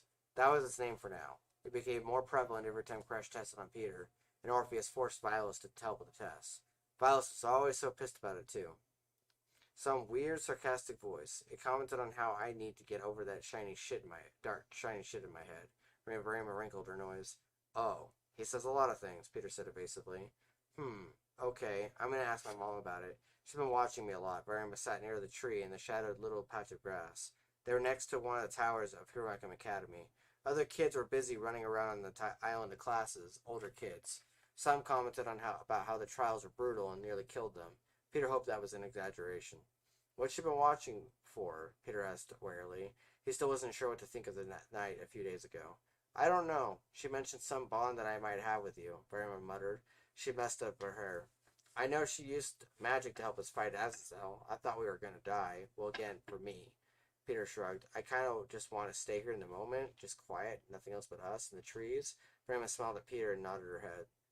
Peter heard someone clearing the throat. He looked up and saw Lionel standing there, where his trench coat scratching the grass, the green tips reaching up to brush the dark brown, rough leather fabric. In this light, the scar on his godfather's face looked meaner than normal, his lightning gray eyes flashing hues of blue and gold. He looked pissed. Then again, he always looks pissed. We need to go. You are being voluntold to attend a meeting, Lionel grunted. Just like that. Why are you asking me? Peter asked. Voluntold? Verima asked. Your father, King Leon. His words. Whether he chooses to accept it or not, this is his task, Lionel replied. Did you finish your homework? Sounds like your dad. He can't if he just, doing some errand for his dad now, can he? Verima said. Lionel held out a hand in defense. Don't shoot the messenger, girl. I'm just the hand, and happen to be your teacher at the same time. The curse isn't easy to deal with, child, Lionel growled. Which would you rather do? Peter asked out of nowhere. That's a strange question for another time, Lionel cryptically answered. He ran a hand over his brunette hair. Do I have to drag you with me? No, no, no. Can she come? Peter asked. You are the prince, boy. She'd be your guest of choice at court. Oh, I can come, all right. I got nothing else better to do, Verima said. Homework. Lionel pointed at her all of a sudden and tilted his head. I can do it after. Peter's good at the subject and has inside knowledge anyway, Verima smirked, her eyes bouncing between Lionel and Peter. Indeed. How do I know he won't be distracted? Lionel asked. It's hard enough getting you two to focus in my classes. I promise I'll help him stay focused and assist if need be. Throw an evil witch here and there. Is it about Alex? Verima asked. That bitch won't stop harassing her father. I told him Chris was enough, but he feels you need field experience, Lionel shrugged. They began walking down to the beach outside of the island. That's a yes, Verima smirked. Lionel brandished a stone with marks on it. Different runes that flashed in the sunlight. I'd fly us there. It's just a short distance, but we don't need you to fry on accident, Lionel grunted. I hate those things, Verima grumbled. Me too, but you two are vamps, and we can't have you burn anymore, boy, girl. Lionel gave Verima a look. Get ready. Peter closed his eyes and felt Verima's hand touch his, and his stomach flipped, and the rough edges of the otherwise smooth stone touched his fingers. His stomach skidded, and the world around him shifted. He felt like he was pushed through a tight pipe and then spun in different directions. His mind spun, and his throat tightened. His vision swam. Is he okay? I told you to bring him in one piece, Lionel. Dad's voice sounded highly concerned with the hint of humor. Should we have brought a bucket for his arrival? I told your mom we needed the bucket. Grace's voice sounded distant. No, he'll be fine, I think. Grab him and pull him over here so I can at least check on him. Lionel? One's voice sounded the furthest. Peter's ears felt like they were buried underwater. The voice was spinning in his head like some hamster had fallen off a wheel. Upside down. He felt extremely dizzy. Damn teleportation stones. He tried to sit up and opened his eyes. Worst mistake. He belched and felt like his insides tried to spill out of his mouth. Everything swam, colors meshing together. Get the bucket! Incoming! Shit! Chris bounded towards him. That made it worse. Peter! Varima grabbed his hand and pulled it close to her chest. Arms up, kid. Varima, move out of the way, Lionel grunted. Varima surged out of his field of view. His arms went above his head and he took deep breaths. Slowly his head began to clear and his eyes opened again. Feeling better, man? Chris asked him. Pudding! Peter declared, the first thought that popped into his head. He's lost it, Dad muttered. No, he hasn't. He's fine, Mom laughed. You look cute when you do that, Peter blurted. He saw her standing beside Mom playing with her hair, biting her lower lip. What? Do what? Varima blushed. Color flooding her cheeks. Mess up your hair? Peter smirked. No, I don't. My hair is terrible. I haven't been brushing it. Mom is right, Varima grumbled. Wrong, girlie. You have beautiful hair, Mom argued. Now that we've survived the need of vomit and are discussing hair, do we still need to debate with Alex, or are we good to have some food? I'm down for food, Chris asked. The sooner we get done with court, the sooner we can go home and eat some food. Varima, you are invited if you so choose to come. Dad gestured to Varima. Can I bring over Carmilla? Chris asked. If she actually shows up, I'll eat that pickle-flavored burrito, Dad replied. He grimaced after offering, probably realizing the price he would be paying. So we go to court. Mom stood up from the floor, her brown hair strewn across her shoulders. She pulled out a golden simple crown that clutched blue sapphires and little angel harps that dangled from the sides of the golden band. It looked like a halo on her head whenever she wore it. They began walking down the long hallway, past the initial halls that Peter had been accustomed to. This area held galleries of art pieces displaying different parts of the Great War. It featured Dad and their Uncle Kresh, as well as other members of the aristocracy and the council. Dad already wore his golden crown, the direwolves on each side of his golden band. Peter and Chris didn't necessarily wear crowns, even though Lionel had some made for them. Are you two not going to wear yours? Lionel growled. They'd entered the giant double doors ahead. The two skeletons stood on either side. Nah, Chris waved it off. Dad gave him a look. I promise we both will start wearing them eventually. Uh-huh, Dad scowled. Next court date, honey. We'll make them do it at the next one, eh? Mom promised her fellow king and husband. Sure, just peachy. Dad's lips tightened at his apparent disapproval. Peter shifted on his feet. At least I helped us take down Azazel, keep demons from destroying the world, Peter offered. Yeah, good job, bro. Chris nodded and he smirked. Yeah, I appreciate that. I do. There are certain things you have to do and you'll have to learn soon, boys. When I was your age, Dad retorted. Honey, we're here. Mom held up a hand. The doors opened and inside, a long stretch of royal crimson-colored carpet that led to a high-top throne and 3 other seats. Acacius' form could be seen. A silent, spectral, cloaked figure. His eyes glowed crimson. Pandora sat on one of the smaller seats off to the far right, one of the guest seats. Hey, you're finally here. Well, it took you, what, 5 years? Oh, hey, Dad. Pandora sarcastically waved at Peter and Chris as he addressed her father. Hey, kid. Lionel waved at his daughter, a smile threatening to inch its way onto his face. Yes, you're finally here. Alex's shrill yet smooth voice carried over the air. Pandora rolled her eyes. Peter got the feeling that this had been going on for a bit before they even got here. Different seats in the room were filled with various different members of the court. Peter caught sight of Master Hardus, and he realized that he hadn't seen the Master Vampire of his school today. Dragna sat calm in his own chair.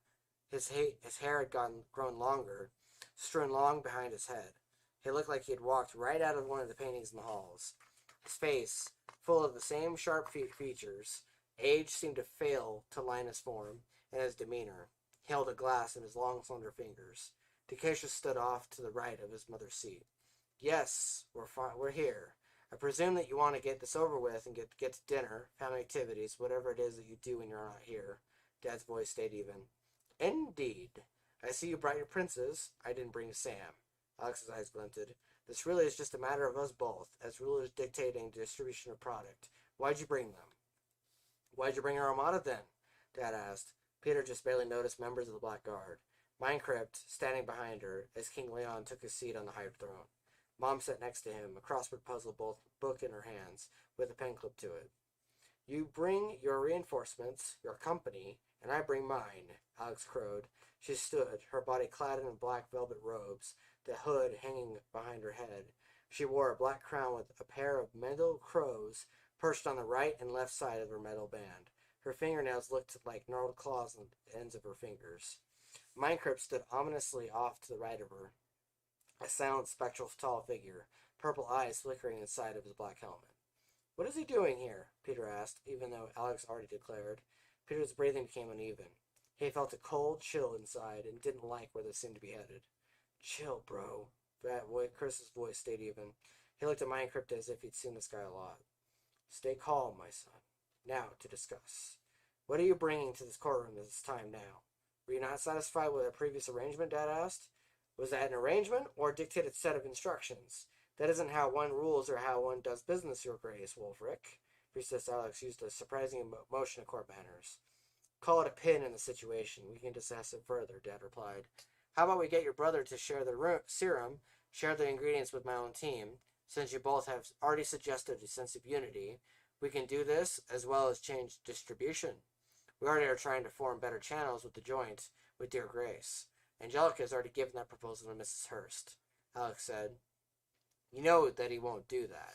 I may be king of Atreides, but he's king of Rakia. He won't just give it up, Dad countered. Maybe make an arrangement, or have your boy, Peter, steal it. Alex cast a glance at Peter. You stole it already, before you kill all those people, Peter fired back. Silence, boy. Alex bristled. Is this why you summoned my father to this court? To ask him for some serum that you couldn't manage to replicate yourself? You cry about purity, but it always seems that us vampires are always ahead of your curve. Is that why you are always so pissy? Peter blustered. You cut off my hand, lady. You're insane. Be lucky it was only your hand, child, Alex grunted. Don't threaten my son, Dad bellowed. It was a command, a darkly veiled growl, even-toned. His face had gone deadly serious, away from the common look of boredom. The scowl had ripped into a snarl toward his mouth.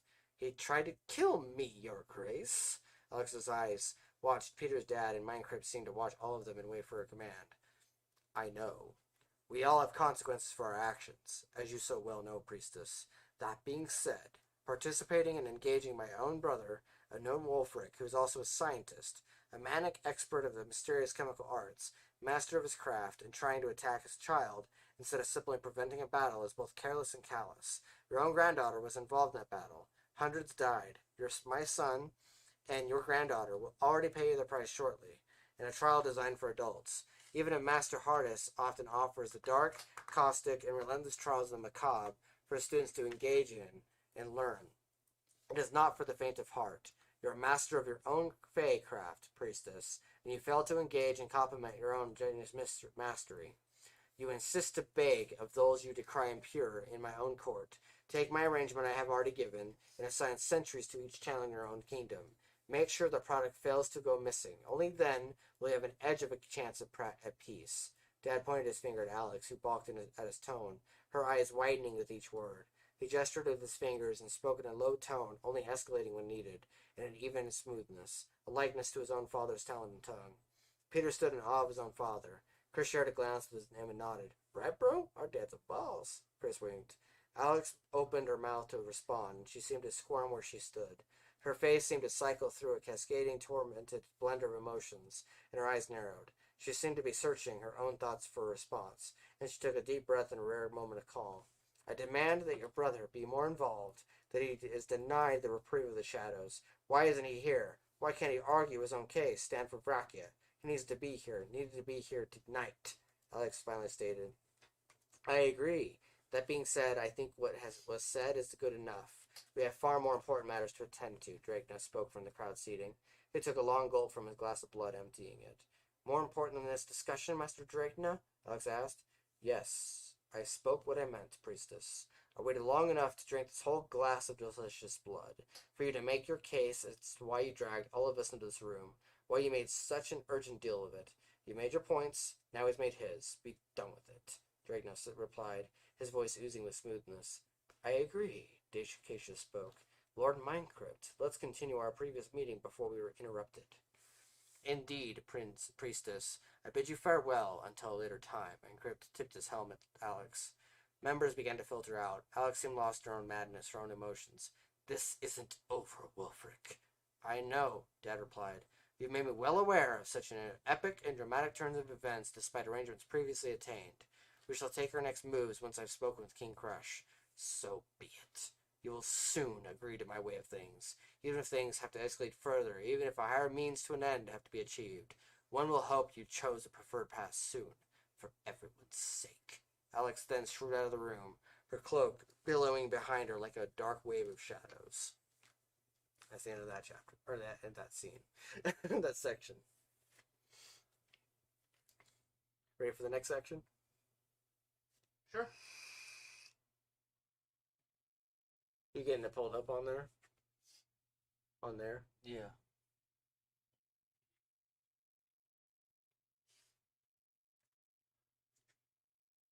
An hour or so later. Hey, Pete, just checking up on you. Dad peeked his head into Peter's room, which still had clothes everywhere. He never got good at picking all of them up. He used to months ago, just recently he'd stopped caring. After Alex had left, they all bailed. Lionel took Pandora somewhere, presumably to meet up with Erin, her mom. Raymond talked about going home, but Dad upheld his invitation for her to stay for some food. Lionel made her promise to finish her homework like before. She currently was downstairs, probably in their giant living quarters doing the work. Hi. Finally decided to talk, or is this just another one of those... Hey, Pete. Bye, Pete. Off to storm the castle, because those moments suck. Peter bit out. Didn't even know why he said that. That's fair.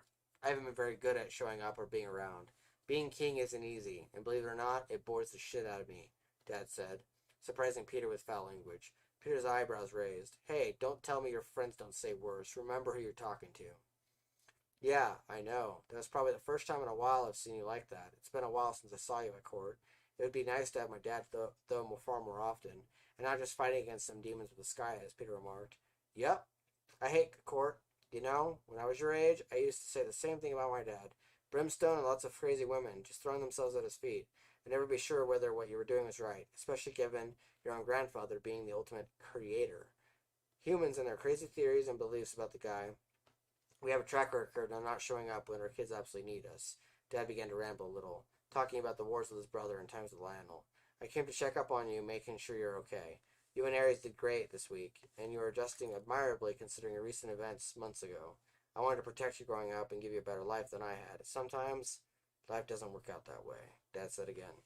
Sure, I've been wanting to see how your way of life is for a while. I'm a kid, but I'm not stupid. Chris seems to be at court all the time, said Peter dryly.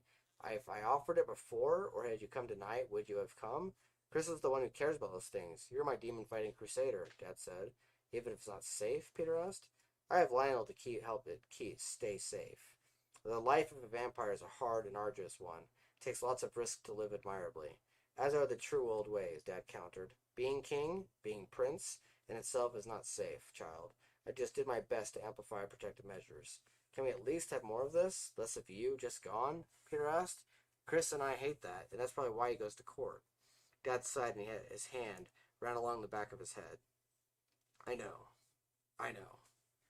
I can try. Which brings me to another thing I wanted to talk to you about, Dad said. His eyes were steely, tired, a layer of exhaustion on his face that Peter knew he failed to hide. What? Peter asked. I want you to continue helping your uncle. And I know you're going to hate me. I just need you to watch him and tell me when things get bad. We're all family, but he's still my brother and a rival. And he likes power too much, Dad said, and he watched Peter with steely eyes. Peter cringed and grit his teeth. Do you even know what he does? Peter asked, biting his words. I know a degree of it. Lionel's told me. Not much passes by that guy. Glad me and your mother made him your godfather, Dad says, with the mysterious glint in his eyes. You know what he does, Leon? Mom's face popped into the doorway, her dark brown hair tied into a tight bun behind her head. Chris stood just behind her. His sharp features were very similar to hers, despite being Peter's twin brother. Looked very similar, but very different. His eyes were just like Peter's, though, darker shade of gray with tints of purple. Emma popped up soon after they did. Mom held a plate of steaks on it, stacked high, a giant pool of crimson liquid dripping from the chunky, sinewy slabs of juicy meat. He pushes me hard after he used the serum to bring me back from death. I developed new powers. Shit. Hold on a second, guys. There we go. Sorry. He pushes me hard after he used the serum to bring me back from death. To develop new powers, I can now do this. Peter reached out a hand and electric fire crackled at his fingertips. The blue light reflected in his dad's weary eyes, tired and done with the recent year of being a monarch ruler.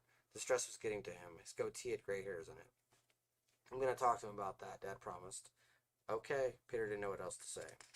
Hey, bro, Files tells me he's planning some kind of intervention the next time Chris has you do a session with a serum. Aside from that, what's up? Chris rapped a fist on the wall.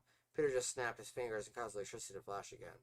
At least electricity is pretty, Varima spoke with a soft flutter in her voice. Sick, Chris chuckled. He fist bumped Varima and nearly knocked over the plate. Watch yourself, boy. Do you want the chancla? Mom spoke with a sharp tone. No, I'm gonna bounce. Later. Chris made a dramatic motion to leave, and then faked out making a hand motion. Psych! We're gonna watch a movie this week, and next month we'll do more of that. And I'll take Varima with us. How does that sound, Dad? Ruffled Peter's hair. How about we have a family home evening like this right now? Mom asked, but it wasn't really a question. Her face got a passionate glow to it, her mouth a dancing smirk, her eyes glittering that purple hue, and she did a small wave of the plate of food. Peter felt an impulse to steal a slab and rip into the juicy, bloody mess. Peter made to get up, but Chris glided onto the bed, defying gravity, literally. Are we just going to eat on my bed or something, or go downstairs? Peter asked. We'll do it up here, Mom winked at Peter. Don't mind me, I'm just sniffing your weird-smelling socks. Arius came trotting into Peter's room and sat on the bed.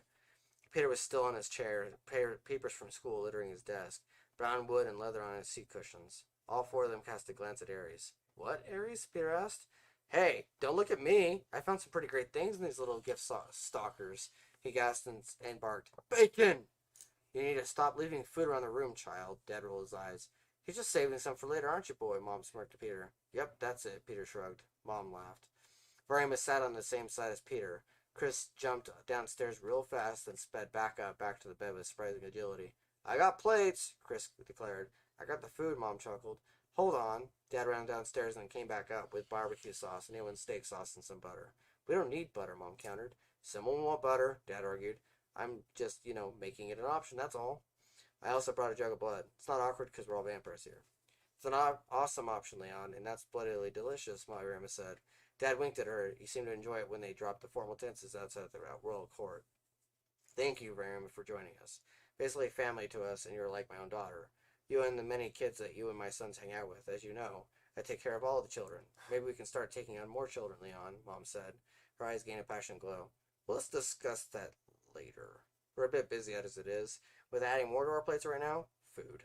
Dad shook his head as his wife had a grin played on his mouth. There's just so much we could be doing. I made mistakes in the past, and let's just wish we could do more to fix this sad world, Mom asked us. Yes, Andrastra. Fireman nodded her head. Call me Mom, okay, honey? I know. I'm not your mom, but you can if you want, Mom replied. Okay, Mom, I'll try to remember. Fireman nodded her head again. She looked like she was fighting a giggle. She stuffed her face with meaty steak, while her face flushed several shades of crimson. She seemed like she was just indulging his mom, and Peter felt awkward for some reason. He blinked. Steak. You should have ate steak, the voice declared in his head.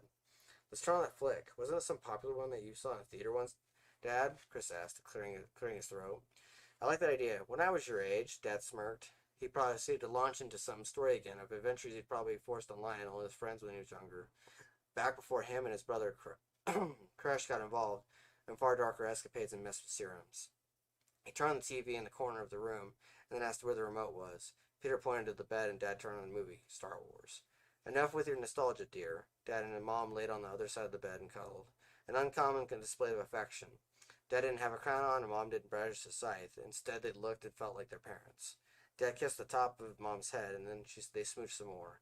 Peter would have buried his face, but it felt it was a nice different pace, some form of normal.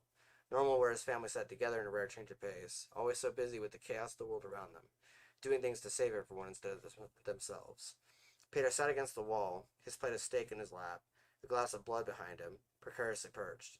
Varima next to him, and Chris on the other side of both of them. Aries found more socks on the floor, and they could distinctly hear him sniffing rather fiendishly and licking with glee. The next 2 hours kind of flew by as the family watched the movie. Reality melted away into their joyous fantasy, a welcome break from the daily nightmares. Nightmares where the shadows rose and monsters dwelled within familiar flesh. That's the end of that chapter. I kind of like that. Oh no, it's dinner time. We're gonna eat. What? And we're vampires. Fuck it. It's like this whole thing where every single fucking chapter there's some sort of world-ending concept going on or whatever, and I just kind of slip in this whole thing of by the way, they're family, and this is a normal that they're fighting for. Oh yeah. It's kind of what I was going for with that chapter. Is I wanted to give the heroes a reason to fight the bad guys, a reason to fight and stuff. Because in any traditional hero story, you have your bad guys and you have your good guys. And while I introduce a lot of gray to it, in the hero's tale, there has to be a reason why you're doing it. And you know how, like, in Logan, there's that random dinner scene? It's like halfway through the movie. It's before... Him and the kids? Yeah, it's Logan, the kid, Xavier, and that random family they bring into. Yeah. There's that scene where they're all having dinner before the horror movie starts. Well, Before that, it's like a Western movie, and it's like 3 movies in one movie.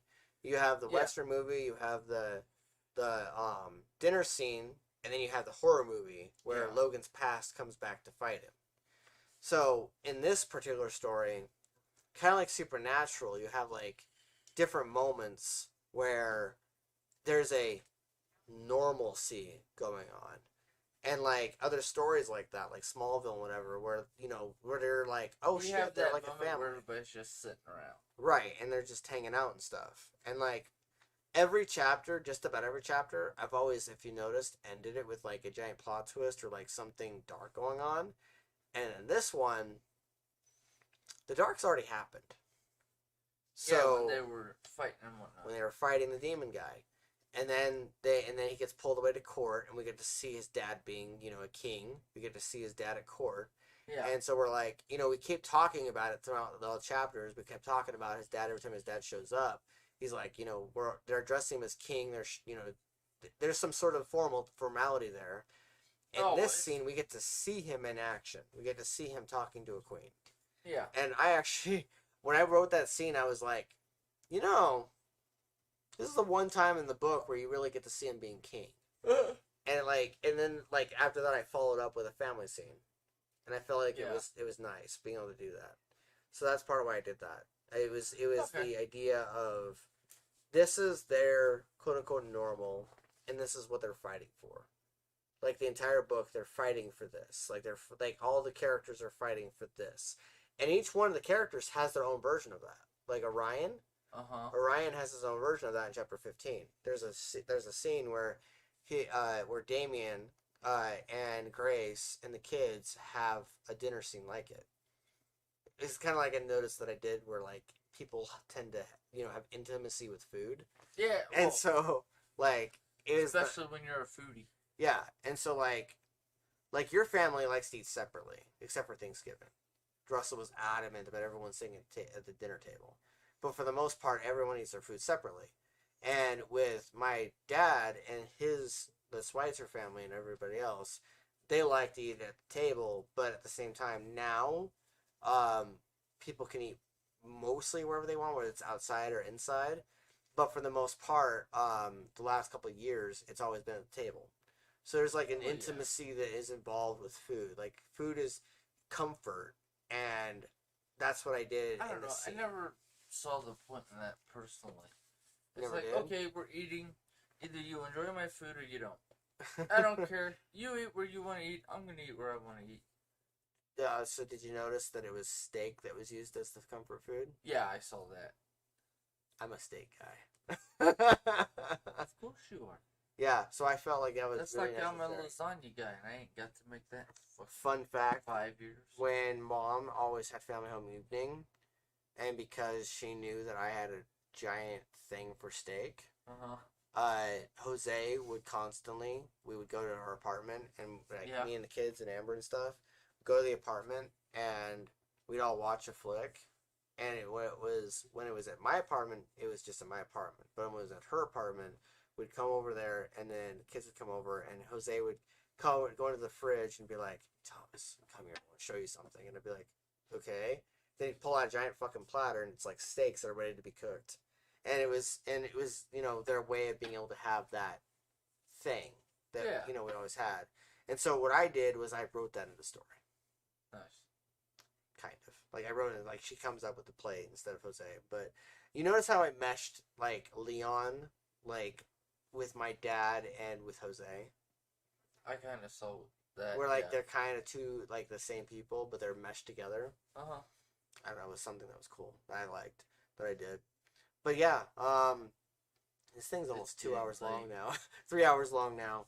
It's a long broadcast. It's almost 3 o'clock in the morning. We need to start to end this. Yeah, so, we've talked about The Boys, we've talked about Joker, we've talked about so many things, and then now I just like read we our chapter. usually do. Yep. So what'd you think of that chapter overall?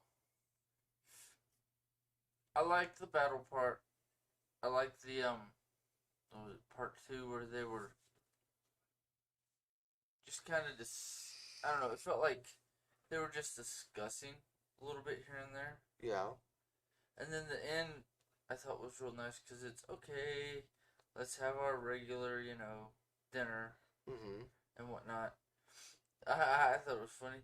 Yeah, well, they just brought in the vat of blood, set it on the table. Well, yeah, of course, we're vampires, whatever. Where it's like, Leon's just like, it's not awkward because we're all vampires. Yeah. I like that. For me, it's just hey, dad humor. It doesn't matter because we all vampires, so fuck it. Yeah. I'm like, okay. I get the humor there. That was my What We Do in the Shadows moment. Yeah. Because on the What We Do in the Shadows on Hulu, there's a show on Hulu that Taika Waititi originally made a movie of it.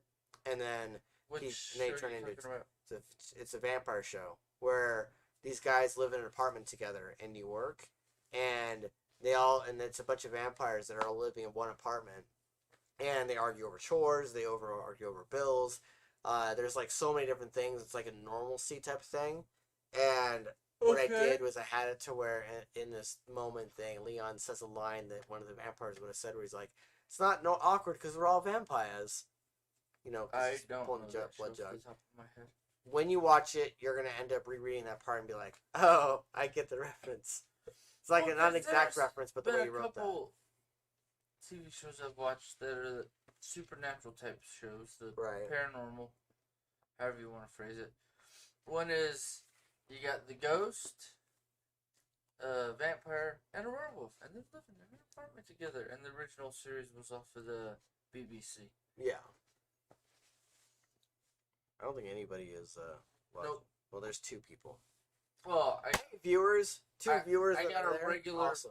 here. I just type stuff. Okay. Try to start a conversation.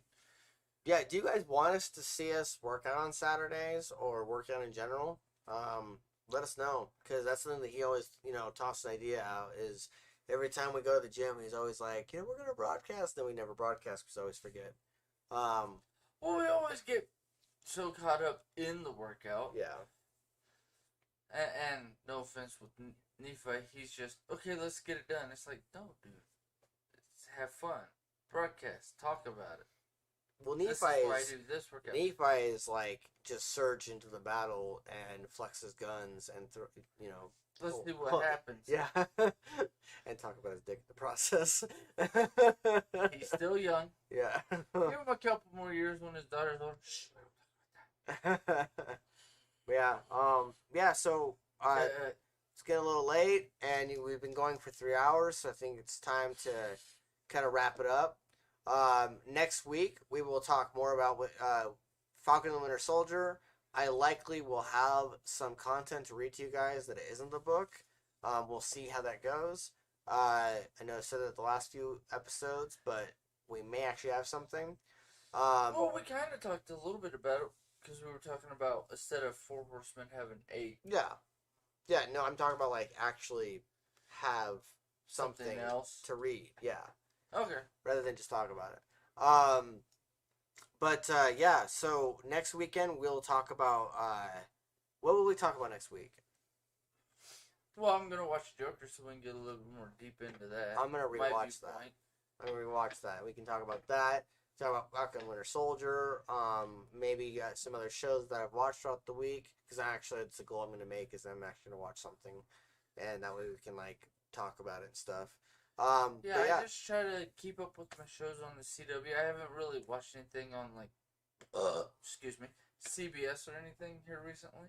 Yeah. Because it's like, okay, I have the subscription, but I have my shows on all my other platforms. Or I'm watching whatever my cooking videos are on YouTube. Because Remington James is the one I like watching there. Because he does the anabolic kitchen. Basically, the meal that's more than 50% protein. Yeah. So that way you're not putting on weight, you're actually losing weight. Because the more protein you eat, builds muscle, more muscle, less fat. Yeah. So he's one of the guys I watch. Plus, I watch Sunday and a few of the other guys. Yeah, if you guys liked what you heard with the chapter, and if you guys have been watching us for quite a while with the hearing the chapters, there's the book.